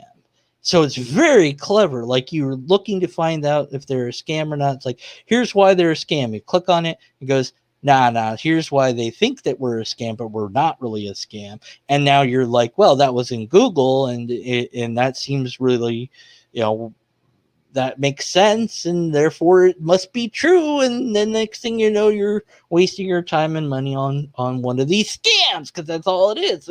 There is no way to easily make money, or everybody would be doing it. And exactly, I don't know how many commercials I've seen of someone saying, I just made such and such amount of money by this app on my phone. Yeah, sure. And at the end of the day, I have to admit, and I think that this is the most healthy way to learn. I have to admit that I don't know. I have to admit that I'm not a scientist. I'm not a politician. I'm not a sociologist. I'm not a historian. I am not an expert in any of these fields, nor do I pretend to be. All my goal here is to introduce a skeptical perspective, to introduce how someone who doesn't already agree with something might perceive it, to make everyone else, hopefully, a more effective communicator. Now that you know the way that you're communicating is not effective, hopefully you will see it, you will adjust it, and we can have a better discussion next time. Fix your argument so that at least I have something to contend with, or give me evidence. Do something, but not this. This is this isn't convincing to me. And exactly, and I don't want the goal to be necessarily about me specifically. Well, it's not, but I'm just saying, and a non-believer. What I'm trying to get at with bringing up politics or whatever is that this is skepticism is applicable to all the things, not absolutely. Just, but because I mean we pick on religion just because like it's just easy. It's so easy. That's like the easiest thing.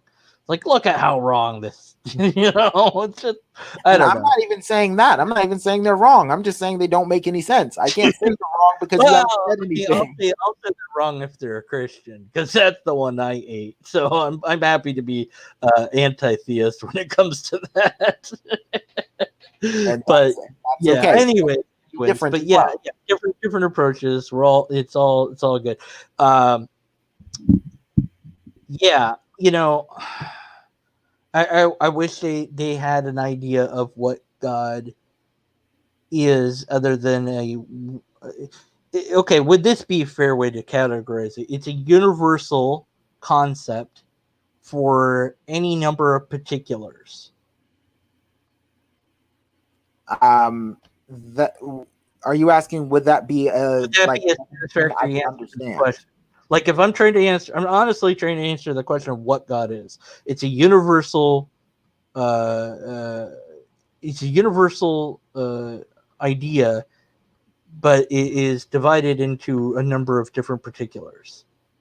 Yeah, I would say when it comes to ideas are kind of easier to demonstrate because as long as someone conceives of it, it exists as an idea. So that's not Right. contentious to me. My only thing is if you try to take that definition and then you say that thing exists in reality, now we have a problem, because now how can that be somewhere for any particular point of time, or just be absent of time but also really exist outside your head? So outside of that mental realm where I lose my understanding. Right. It's like with the number one. Like, is there a number one in the universe that you could find? Or is it just concept in the mind? I think it's just a concept we've come up with. Yes, number one is like, as far as I can tell, number one is a descriptive concept in the sense that it doesn't mean anything unless it refers to something. Yeah. So if you just walk up to me and say one, I'm like, one what? 1 p.m., $1, one. It has to refer to something. Something, like what's going on? Is that your name? Exactly. Right. And that's a prime example of what I mean in terms of atheism, and in terms of what I think of definitions is one doesn't mean anything unless it refers to something. And I think the same thing applies with religious and spiritual definitions. Right. If you can't refer them to things that I can understand, I'm just like, one what? One t-shirt, $1, one skeleton, and it one mean what? No good. Yeah, it does me no good to tell me I have to look for one when I don't even know. I don't know what it is. Like, look for one what? If I think that it doesn't exist, how do I look for something that doesn't exist? What are you talking about? Go find the one. The one what? Just the one. The one what? This is actually a more casual thing. Sometimes with other family skeletons, I am asked to go retrieve a pillow, but I find a pillow and I bring it, and they're like, not that pillow, and you didn't say that. You said a pillow. And they're like, no, go get the pillow. What is the pillow? One are you talking about? You know what I'm talking about? No, I don't. Like, no, I don't. Like, you have to explain it in terms I can understand, or else you're talking over my head. Right. And if the goal of religious individuals is to reach people and have their messages be heard and understood, I am doing my best to let you know this is not an effective way to achieve that end, and here's why. That's all my videos are ever meant to do. And I will at some point. I would also say this for any religious person watching is like, look, even if you get the idea that I'm saying like, well, God isn't real or whatever, and to be fair, I'm willing to say that for Yahweh, but not for other gods because I don't know. But Yahweh, for sure, in my brain, I've like gone over it, looked at it, and said, no, this isn't happening. Sorry. There's a lot of reasons and arguments I could give for that. But nonetheless, the concept, like I was saying with the number one, even though it's made up, it can still be useful. It's just that we stop pretending that it's really real. And I think we could still use the concepts of whatever God is. And of course, it's flexible, but you could still use it even though it's not real. It still might be useful as sort of just like numbers are. Yeah, and maybe it'd be more useful if we all could agree on it. Yes, exactly. But nonetheless, if you can get to the point where at least you say it's just faith and there's no evidence for it, that's at least intellectually honest, And then I'm not going to have an argument because you're not saying it's real. You're saying that you believe in it, and I can't argue against. I say, well, that's a belief. All right, that's that. Whatever. But yeah, when somebody says X is real, it's like, well, now you have to prove it.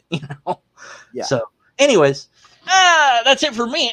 You're going to do another hour though.